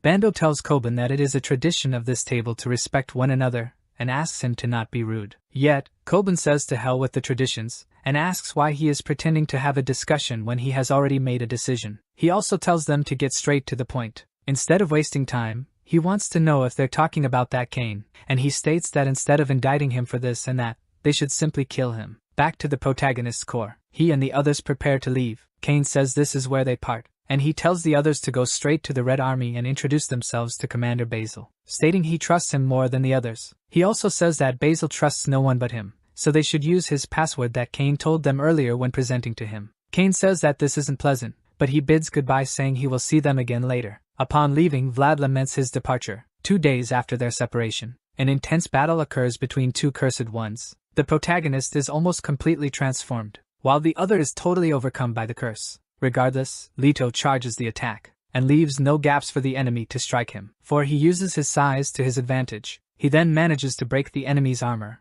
and, with the claws of his arm, he readies them for attack, striking directly in the opening of the enemy's armor. Thus, Leto manages to kill his opponent, and comes out victorious after the battle. From afar, Cain says that Leto is beginning to awaken his sixth sense, for this skill can be learned through focus and experience. You must focus on your opponent, and experience comes from winning the battles. He also says that the opponent is nothing more than a piece of flesh, and Leto should not feel remorse. When he has acquired enough experience, there will come a time when he will begin to see the world as gray. This means that his sixth sense has been awakened. When that happens, Cain affirms that the protagonist will be capable of becoming a demon. Leto says he understands the guidance, but realizes that the elf is not the only one watching his fight. Cain tells the girl that he won't carry useless kids around, and next time they encounter a cursed one, it will be Fel's turn to act. He also says that he expects her to be different from her father. Then, Cain walks towards the dead opponent, and picks him up by the armor, realizing it was a Volk. He states that he has never seen a cursed one of this size, and recalls what Fiona said. Appearing to be a larger female spider than the one that attacked the protagonist, he deems this as interesting. Leto looks at the elf and thinks that the number one reason for joining this madman was because he believed he could learn to become stronger. Cain tells Leto to call him sir from now on instead of master. Then, Leto asks why they are going this way, for he thought the goal was to reach the army as soon as possible. The second reason for joining the elf is that Leto believes once they find the army, a civil war will start among the elves, and he wishes for that to happen. Cain answers the protagonist's question, saying it's true that his army is the best, the elite of the elves, and with him, he won't lose any battle. However, there is no tension among them. This only makes Leto think that the elf is indeed a madman who can only think about having fun. Fel writes in her diary that, as they cross the desert, the purple sky remains the same, but the terrain keeps changing all the time. All creatures, from the smallest to the largest, are completely different from the ones she used to see in the east. Yet, something beyond this catches her eyes, for she sees a rock floating in midair. She can't comprehend why this happens. Cain explains that it's a rare phenomenon that only occurs in the West, and there are more like it. Phenomena that are remnants of the albinos, to whom the world belonged a long time ago. Some elvish followers called this magic. These elves are called witches, and they traverse the West in search of new magical powers. The girl tells us that the royal family used the excuse that they were going against God's will to banish them to the forest, and made it illegal for them to set foot in the West. Cain says she knows the story well. She mentions having read it in a book. Leto questions why the relationship between wizards and other elves is poor, since they're all of the same kind. Cain retorts that it's a stupid question, and then asks if the boy believes he can get along with anyone, as long as they're the same species. He also asserts that a day will come when Leto would have to kill humans. The girl writes that the west reeks of blood. The sky is always purple, but there is always a mist that prevents distinguishing with the naked eye whether it's day or night. And occasionally, through the purple mist, it seems like someone is watching. She then looks back as if hearing something. Cain also appears to notice this. With his sharpened senses, he manages to catch an arrow in the air before it hits him.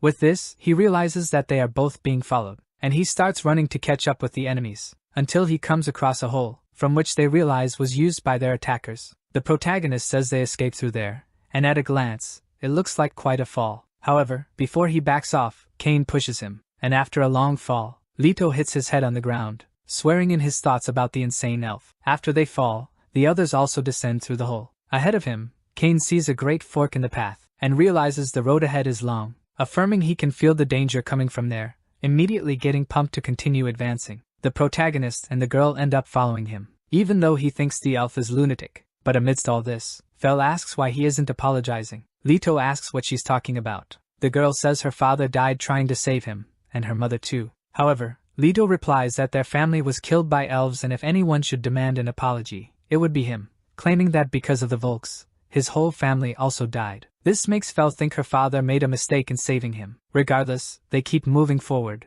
and Cain says there's a large space at the end of such a long passage, so the main event is about to begin now. From afar, at the top of the cave, silhouettes of people begin to appear. Thus, Cain and the others realize they are certainly not alone. However, the protagonist realizes they are humans. Cain says he now understands that no matter how many castles are destroyed or how many people are killed, humans will always be driven to fight back. He also says hiding underground helped them. Soon the humans recognize him as Cain, the Knife Knight, saying that as expected, he finally showed up. The elf understands they're speaking as if they were already expecting him. Someone steps forward, affirming that indeed, having seen his red armor crossing the Grey Mountain, asserting that they know Cain Ballstein, commander of the Red Army, declared a hero by the elves for killing many humans. The elf states that, in addition, he's also known for being handsome but asserts he doesn't recognize her, as he doesn't remember seeing her before. The human introduces herself as Tana. After this, rocks start to float above the ground. The Volk girl recognizes she has seen this before. Tana says she is the daughter of King South, who died a year ago hanging on a cross. Now she wants revenge for what Cain did to her father.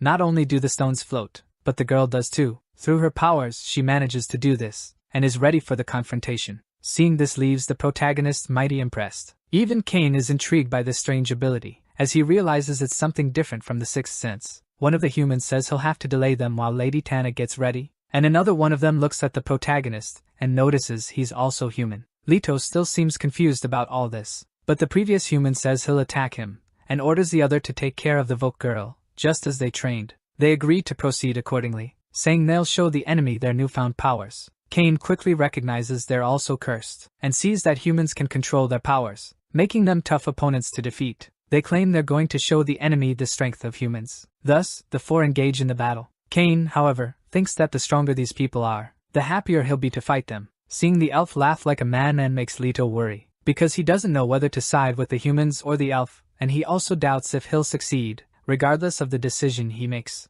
But as he stands still and thoughtful, one of the cursed humans grabs Cain, and takes him far from them. Leto immediately realizes he will be the next one, and before he could do anything, he is knocked down by another cursed human. However, on the ground he begins to transform, and the human realizes that the boy is also cursed, and asks where he was bitten. The protagonist, in turn, doesn't want to talk, and with a kick he pushes him away. Now the human knows he is strong, and cannot stand still, so, he goes on the attack again. With a mega strong blow, he knocks the protagonist down again. Leto tries to get up and fight back, but before he can, the human immobilizes him, and says it looks like he was lucky and gained some power after being bitten by a flashing spider. He also asks how can someone who can't even use the sixth sense control this power? Is this something he learned while being with those elves? But what he didn't expect is that the anger provoked in the protagonist would awaken something even greater in him. So he releases Leto and steps back a bit, for he wonders what happened now. Leto responds that he is not on the elf's side,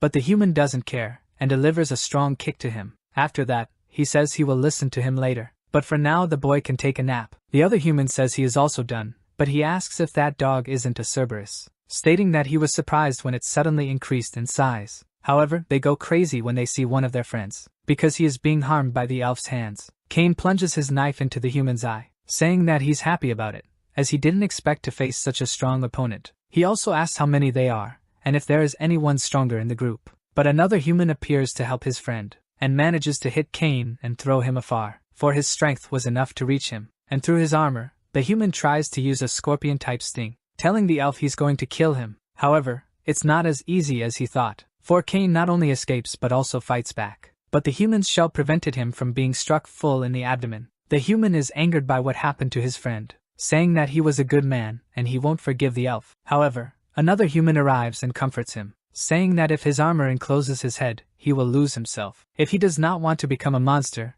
he needs to calm down right now, because they're facing the infamous Cain, and they cannot lower their guard. Another human says he shouldn't fight to win, but just needs to buy a bit more time for Lady Tana to become stronger and take care of the rest. With these words, they advance towards the enemy. Yet Cain does not just stand still and wait for them. He tells Chiron to release a bit of his power, but this time, he wants 2 seals. So, the armor does as commanded by its master. In a blink of an eye, Cain attacks the humans with more speed, and with more strength as well. With just one of his attacks, the elf realizes the enemies felt it, for they are left stunned as they are hit. Yet the humans do not give up the fight. Even then, Cain attacks them quickly, and even manages to cut off a part of the enemy's armor. Another human tells his friend to be careful with his arm, but it's no use, because Cain cut off the enemy's arm. The human cries out in pain, and Cain prepares to strike him again. However, he didn't expect what was coming, for he feels a great force approaching, and realizes there's a white light coming from the girl. She apparently has her powers charged,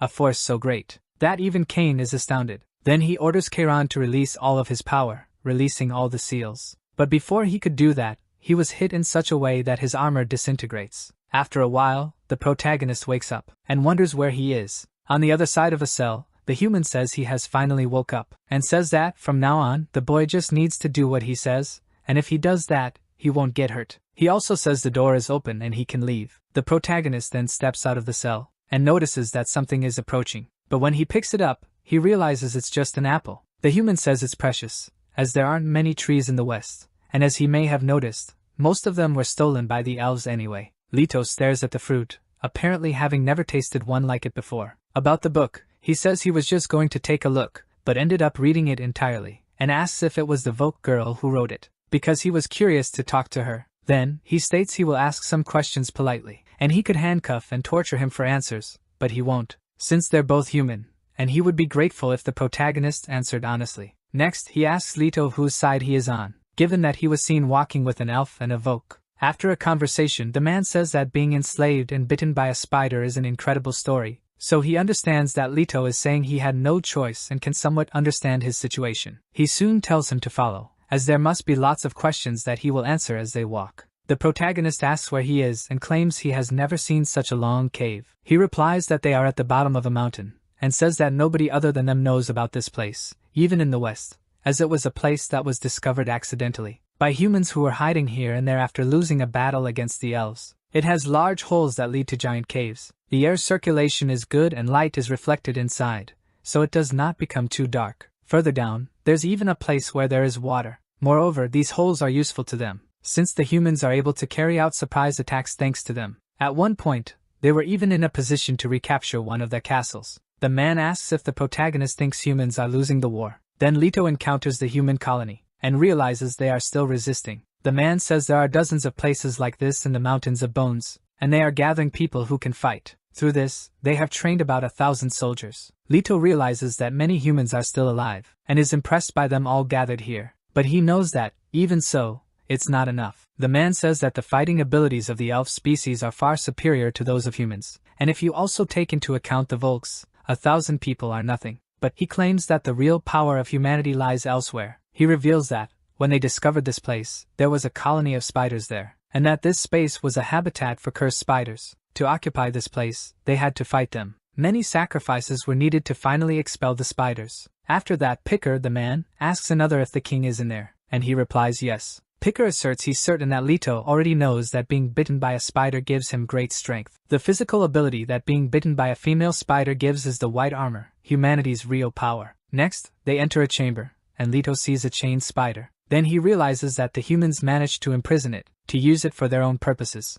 However, a woman says this isn't the first time he has seen one. Picker says she is their leader, the queen granted as Lady Tana. However, the protagonist thinks she is too young to be a queen. Tana asks where he is from. Picker introduces him as Leto and says that he used to hide in a forest in the east, but then he was captured and enslaved by the elves. He also asked him some questions, and it seems that Leto isn't on their side. And about the spider that bit him, it seems it was indeed that one. Leto asks what he means. Picker says that, while they fought with the spiders to occupy this place, they saw 2 large female spiders. One of them disappeared, and it was probably the one that bit him. He says Leto knows firsthand that being bitten by a female spider makes him a cursed one, and they plan to use the power of that spider. With this, they believe they can win the war against the elves. Next, Leto asks what happened to Cain, and if he died. Picker replies they are currently keeping an eye on him in a special area, and will squeeze the most they can out of him. The protagonist also asks about the dog and Vogue girl. Hearing this, Picker hesitates to respond, but the Queen of Humans says that Cerberus ran away and the Vogue girl is being held prisoner along with other captives, the same ones that are used for experiments. Leto asks what kind of experiments these are. The scene cuts to Cain, who, like the man said, is being held captive, all chained up and without his armor. He seems quite frustrated to be in this state,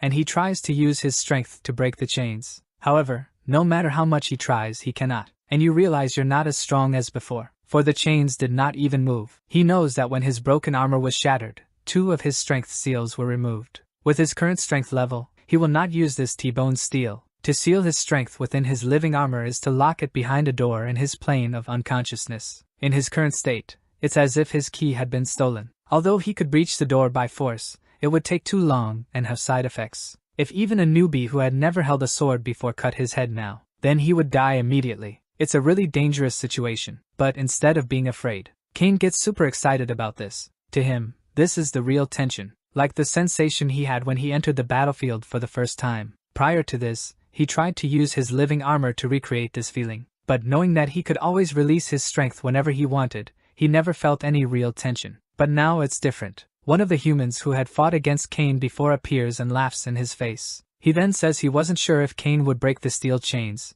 so he was watching. But he thinks there's no need to worry, as perhaps the elf is nothing without his living armor. From there, someone appears and says that this is the place people call hell. She looks at a mountain, and imagines Cain's face on it, for she longs for the moment they will meet again. Tyrell says that this will be the place where her romance with Cain really will begin. The human guard then passes under another cell. Looking down, he sees all the Volks held captive as prisoners. The Volks mentioned are kept in the cell where the door is in the ceiling. Soon the girl asks what this place is for. She also asks who all these humans are, and why they are imprisoned there. One of them says that, just like the girl, they were kidnapped by the humans, even though they don't know why they are kept there. Another, however, says it is obvious that humans are going to lose the war, so they must be keeping them as hostages for negotiations. And by negotiate, they are not going to kill them. The first Volk asks why they periodically take one of them from the prison, stating that the Volks who were removed never returned. Soon, the optimistic Volk says he doesn't know, but is sure that the elves will rescue them once they win the war. He firmly believes in this, saying that the elves will help us, just as they did in the past when the Volks were enslaved by humans. Fel, for a moment, worries about Leto, but soon after, she wonders why she is worried about him. After that, a human appears at the cell door, and walks in among the Volks. He looks at each one as if he were looking for someone. The human walks past some children, but when he faces Fel, tells her to come with him. The man extends his hand. However, to the girl's surprise, she is not the one he has chosen, because the man took another child who was pleading for help, but no one did anything. However, Fel doesn't just stand still and let this happen, and tries to stop the man from taking the child. The girl asks where he is dragging the child. However, the man dismisses her with a kick, calling her rude. Soon, he takes the Volk child with no resistance. Fel keeps asking where the child has been taken, but no one knows for sure, and they just tell her to keep quiet if she wants to survive. After that, the protagonist hears the Volk child begging for help. However, the man who took her only orders the child to be quiet if she doesn't want to get hit. With blindfolded eyes, the boy cries. The protagonist asks about this boy, and Picker replies that he is a Volk from the mountains, and they are being captured because they are useful to humans. Next, Leto witnesses the boy being thrown into a hole, screaming as he falls to the bottom. One of the humans says they will begin to lower the chains. Next, he proceeds to do exactly that, lowering something towards the boy. Then through a gap in the blindfold covering his eyes, he sees that what was being lowered was a spider, which, despite being chained, was still alive, and apparently hungry. As it descends, the boy pleads for help. The protagonist asks what is happening, and Picker replies it's the spider's feeding time. He claims it's hard to collect the spider's venom when it's hungry. A short time later, he says they can now raise the spider again. Soon, it ascends through the chains, and on its fang, it can be seen that she fed on the Voke boy. Picker asks Orba if he is ready. Orba responds affirmatively, for he has trained extensively for this day. The human mentions that when the spider feels sated, it begins to search for a host for reproduction. Therefore, Orba extends his arms, making them available for the spider to deposit its venom. Picker says the spider does this once a week and they gain another soldier. He also mentions that, in the beginning, almost everyone died because they had trouble removing the baby spiders. But after capturing some Volks, dissecting them, and experimenting on them, they can now remove them safely. At the bottom of the hole, Leto sees many dead Voke bodies that were used as test subjects. However, Picker tells the protagonist not to feel sorry for them, asserting that it's their fault for being born as Volks. And next week, he says they will feed the spider the Voke that was with Leto. Back with Kame, he is still in the cell, though battered from the harsh treatment from humans. The human responsible says that the elf's wounds have healed within a day, and asks if he's ready for another round. He also says it's impossible to get used to the pain. It feels new every time. Therefore, if Kame continues to be tortured non-stop, he will eventually beg for mercy. But as he whips the elf, he mentions it's not time to stop, not until he confesses everything they want. For the man beating the elf wishes to savor this moment for a long time. The whip cracks as it hits the elf's back. For, apart from being a torture tool, it is also equipped with spikes, further increasing the induced pain. However, in a momentary lapse of concentration from the human, Kame, despite having his hands tied, manages to hold the whip with his mouth, thus disarming the human. With the chains on his feet, he manages to trip the human, and the human falls face first onto his shoulder. The human realizes what Kame is trying to do, but can't prevent it, for soon after, Kame manages to bite the human's nose and holds him captive. Shortly after that, he repeats the human's earlier statement about not getting used to pain, though he can barely speak properly while the human cries out in pain for his nose. Despite difficulties speaking because his mouth is on the human's nose, Kame states that's why if you want to escape from the pain, you have to become the one who inflicts pain. Subsequently, with a ferocious bite, Kame rips the human's nose off. After a loud scream, he is left alone in his cell in silence, until another human appears. Kame asks him to do a favor, and remove the other human from his cell, for he is still lying there, and the cell is a bit tight for two. Kame's smile and his sardonic demeanor frighten the man. The story returns to the protagonist, and we see him in a fierce battle against some Volks. His anger fuels him as he defeats his adversaries, until he sees his brother on the battlefield, with arrows in his chest. So he rushes towards Alvin. The injured boy pleads for help, but Leto realizes his mistake. It's not his brother but a Voke boy, so he is shocked by this scene. Afterwards, he wakes up, realizing it was all a nightmare. Seeing the Voke boy die in such a manner the other day affected him, and it's causing him restless nights. Leto remembers the first Voke he killed, the one who begged not to die because he had a family. He also remembers Fel's father, and his own brother, who claimed he felt the same as the Volks. Contrasting with this, he remembers Picker's statement that it's their fault for being born as Volks. All these memories conflict in the protagonist's mind, to the point where he loses strength for a brief moment. Nonetheless, he exits his room, and encounters a colony of humans outside. But one of the humans suggests he better not go out this time, although acknowledging that the boy likely has many questions, and suggests that he can just stroll around this area, and then come back. Leto asks where the Voke who was captured yesterday is. The man queries the reason for his question, and Leto responds that the Voke stole one of his belongings, and he wishes to recover it now. So the man tells Leto to try going through there, and he will probably see her in the basement. Thus, the protagonist follows the path the man pointed out, and the humans watch him with a bit of confusion. In the basement, not only Fel but other Volks are also held captive. When they thought all hope was lost, someone above calls her. The girl realizes she'd heard this voice before, and she looks upward, in the direction of the caller. Leto tries to ask if the girl is okay, but her face reveals all, and he gets his answer. He had never seen her cry before. Nonetheless, the girl is somewhat relieved to see him, and asks if he is safe and what's been happening. The protagonist tells her to keep her voice down, and asks if there's a door nearby. She says yes, and the other Volks realize they have a human aiding the girl. She, in turn, says he will save them all. But a skeptical Voke says the girl has lost her mind, for a human would never save her. But Fel argues that he knows nothing, assuring them that Leto isn't a bad human. The protagonist approaches the cell door, and thinks he can open it with his arm. He immediately asks them to move away from the door, but before trying to open it, he asks the girl what it's like to be imprisoned. Fel doesn't comprehend why he would ask such a question now. What was it like being close to death, he asks, stating that it's over for all of them now, as it's time for the humans to take their revenge on all the Volks. The girl wonders why Leto is saying such things. She also mentions that for a moment, she had hope in him because of his father. Leto departs, wishing them a good death, and asserts that he'll find the thing she stole, as it must be hidden somewhere nearby. The protagonist thinks that definitely, something or rather someone is hidden. Or better yet, someone is hidden and watching him, therefore he had to maintain appearances. To Leto, it's strange how they believed in him, a stranger from the start, and let him go to a place where so many Volks are held captive alone. The protagonist is certain they don't trust him and are watching him all the time. Hence, it's better for him to win the trust of these people and then seek a way to escape. Leto was right about being watched, as through an opening, Picker was carefully observing him. Obviously, he knows that cave much better than the protagonist. After this, Leto leaves and goes to another area, until he runs into Picker, who asks how he slept. He also comments on the place being quite cold, and tells Leto to follow him, as he should eat before starting the day. Later on, Picker informs him that those are edible insects they eat there. He also explains that the supply situation isn't good, so it's hard to send other food to the cave. Continuing their previous discussion, Picker states that humanity's main goal is to create an army of the cursed, as the protagonist had seen before. They use a female spider to create the cursed, hoping to have thousands of soldiers. But there are numerous problems as, in most successful cases of creating a curse, it dies quickly or fully turns into a monster. Hence, they'd like to study the protagonist. Picker says the blue-eyed male spider is the source of their power. They label this as a male power, including him and all the other cursed ones with that male power. However, Leto's power color is green, coming from a female spider. Picker asks whether Leto remembers their first fight, stating that, at the moment he choked him, he had a strange sensation. It was as if Leto's whole body refused to be attacked. Picker then theorized that the protagonist could hold the power of a famous spider, and wishes to verify this theory by studying him,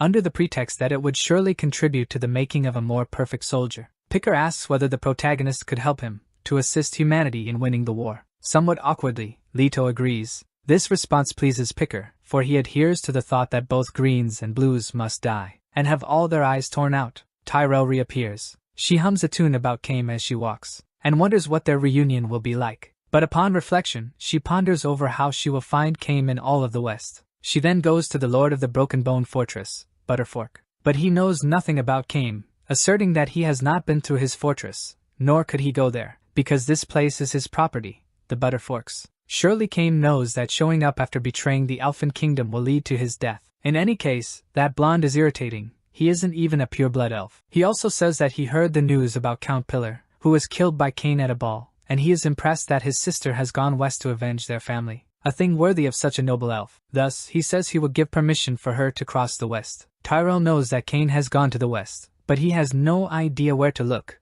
as the entire west is vast, and she fears she won't find him. But at the same time, she believes in the power of love, and affirms that she needs to trust in it, and the connection she has with Cain. So she calls for the help of the universe to find Cain, asking for a star to appear revealing his location, and to shine amid all the darkness. But what appears in front of her is Vlad, whom Tyrell calls an ugly star. Back at the human colony, some boys are playing, pretending to be soldiers. However, a man steps in and grabs one of them by the arm. The boy even complains of pain, but immediately the man understands why, because he sees that he is injured on his wrist. Afterward, he apologizes and tells them they can begin to play again soon. But the child claims he's completely human, and the man can even strip him to verify. However, the man says that marks can start appearing as he grows, and if the boy is mixed, then he should never lower his guard. Frightened, the boy agrees with this. Mr. Bugle was on his way out when another man calls out to him, saying that Her Majesty wishes to see him. Under candlelight, a meeting is held, called by the humans' leader. Tana says that, as she heard from the scout a few days ago, the Red Castle has also been taken.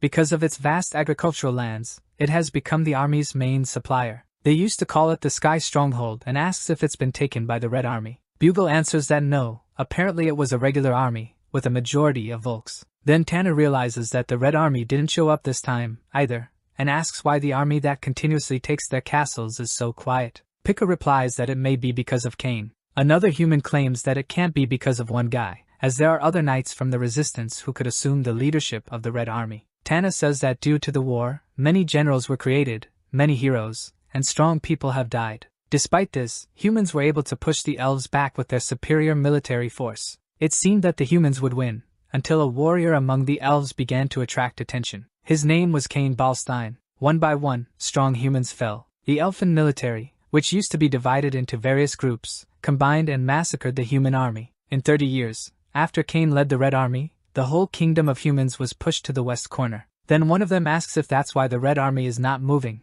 because Cain is not leading. Pika replies that Cain is the true commander, so they won't move without him. Promptly, the human says they should kill Cain in order to demoralize the elves and to get revenge for his chopped-off arm. However, Picker says no, because if they find out that humans killed Cain, the Red Army will start moving and they need more time to prepare for that. Bugle says he understands Boba, but tells him that he can't act on his emotions, because his actions will determine whether they will win or lose the war. After a while, Leto comes across a knife. Picker seems ready to use it, but he just wants to make a cut on the protagonist's arm, and warns that it will hurt without anesthesia. Leto thinks he has had his arm cut many times, but never gets used to the pain. Then, Picker says they will kill Cain the next day. He says they aim to use their army to reclaim Stolen Castle, and to demoralize the enemies, they will execute Cain in front of them. He also says he decided to trust the protagonist, and hopes that he will fight alongside humans to win. Picker says Leto's arm is regenerating immediately. The regeneration speed is faster than the elves, and confirms if he said his transformation goes up to his elbow. But in the background, Leto can see remnants of the elf's armor. Anyway, Picker says he's done and wants to end the day since he's very busy preparing for the expedition. Then Leto goes back to his quarters, but he's approached on his way. The children ask if he's a cursed one too, and how many Volks and elves he has already killed. One of the boys claims that one day he will be the best of the cursed ones, as it is his dream to kill as many blues and greens as possible. Leto tries to understand what is going on in the boy's mind, and he asks if the boy wants to become a monster. He leaves soon after, leaving the children disappointed. After that, the protagonist wanders aimlessly among the human colony. He walks among them, slightly downcast, until he finds a staircase. Then he decides to go down, and even manages to get passage to the underground. Calmly, he descends the stairs into the darkness, until he meets Cain. The elf comes face to face with the boy, and Leto asks if he plans to escape. Leto tells Cain to start talking, and if the boy can make him laugh, he might even save him. Cain remains silent for a while. The protagonist stares at him, demanding an answer. Then the elf says that, a long time ago, there was an elf who was raised among humans. Although there were already enslaved green-skinned Volks, humans had never seen blue skin before, and so they watched the child, calling him part of a rare species. Seeing how quickly the boy healed, they began to scar him for fun. The boy endured, hoping that one day he would become accustomed to the pain. When he turned 15, to escape the cold of the north, humans traveled to the continent of the albinos. There, humans saw the blue-skinned elf for the first time. First it was out of caution, then came the hatred. And after that, in the war, the boy ran away from the humans. For the elves, the boy joined the army, as a soldier, fought against humans, although he nearly died several times. The boy, who spent a lot of time with humans and therefore knew their habits well, also knew their weaknesses well and became a major influence in the war. He, who became a man on the battlefield, was determined in this hell full of monsters. Soon he would become the king of hell. Leto listened attentively to Cain's story, and as soon as he finished, the elf smiled. The protagonist asks if this demon was able to become a king, what would happen to humans and Volks. Cain responds that in this realm, people would not be divided by the color of their skin, only by who is strong and who is weak. Leto says that what Cain said was neither interesting nor funny. Then he throws into the cell what was left of the elf's armor, saying that this was the only piece left, and he can't do anything else if it doesn't work. However, Cain says that it is enough, and orders Charon to stand up, and to come to him at that very moment. Gradually, the piece of armor gets attached to the elf, and tells the master that he is hungry, because he doesn't have the strength. Leto extends his arm to him, ordering the armor to eat, so he does, eating the arm, and using it as strength to stand up. Cain asks Charon to release his power. He asks how much, and the elf says he wants it all. Our video ends here. If you enjoyed it, please like and subscribe to the channel. Until next time, bye bye.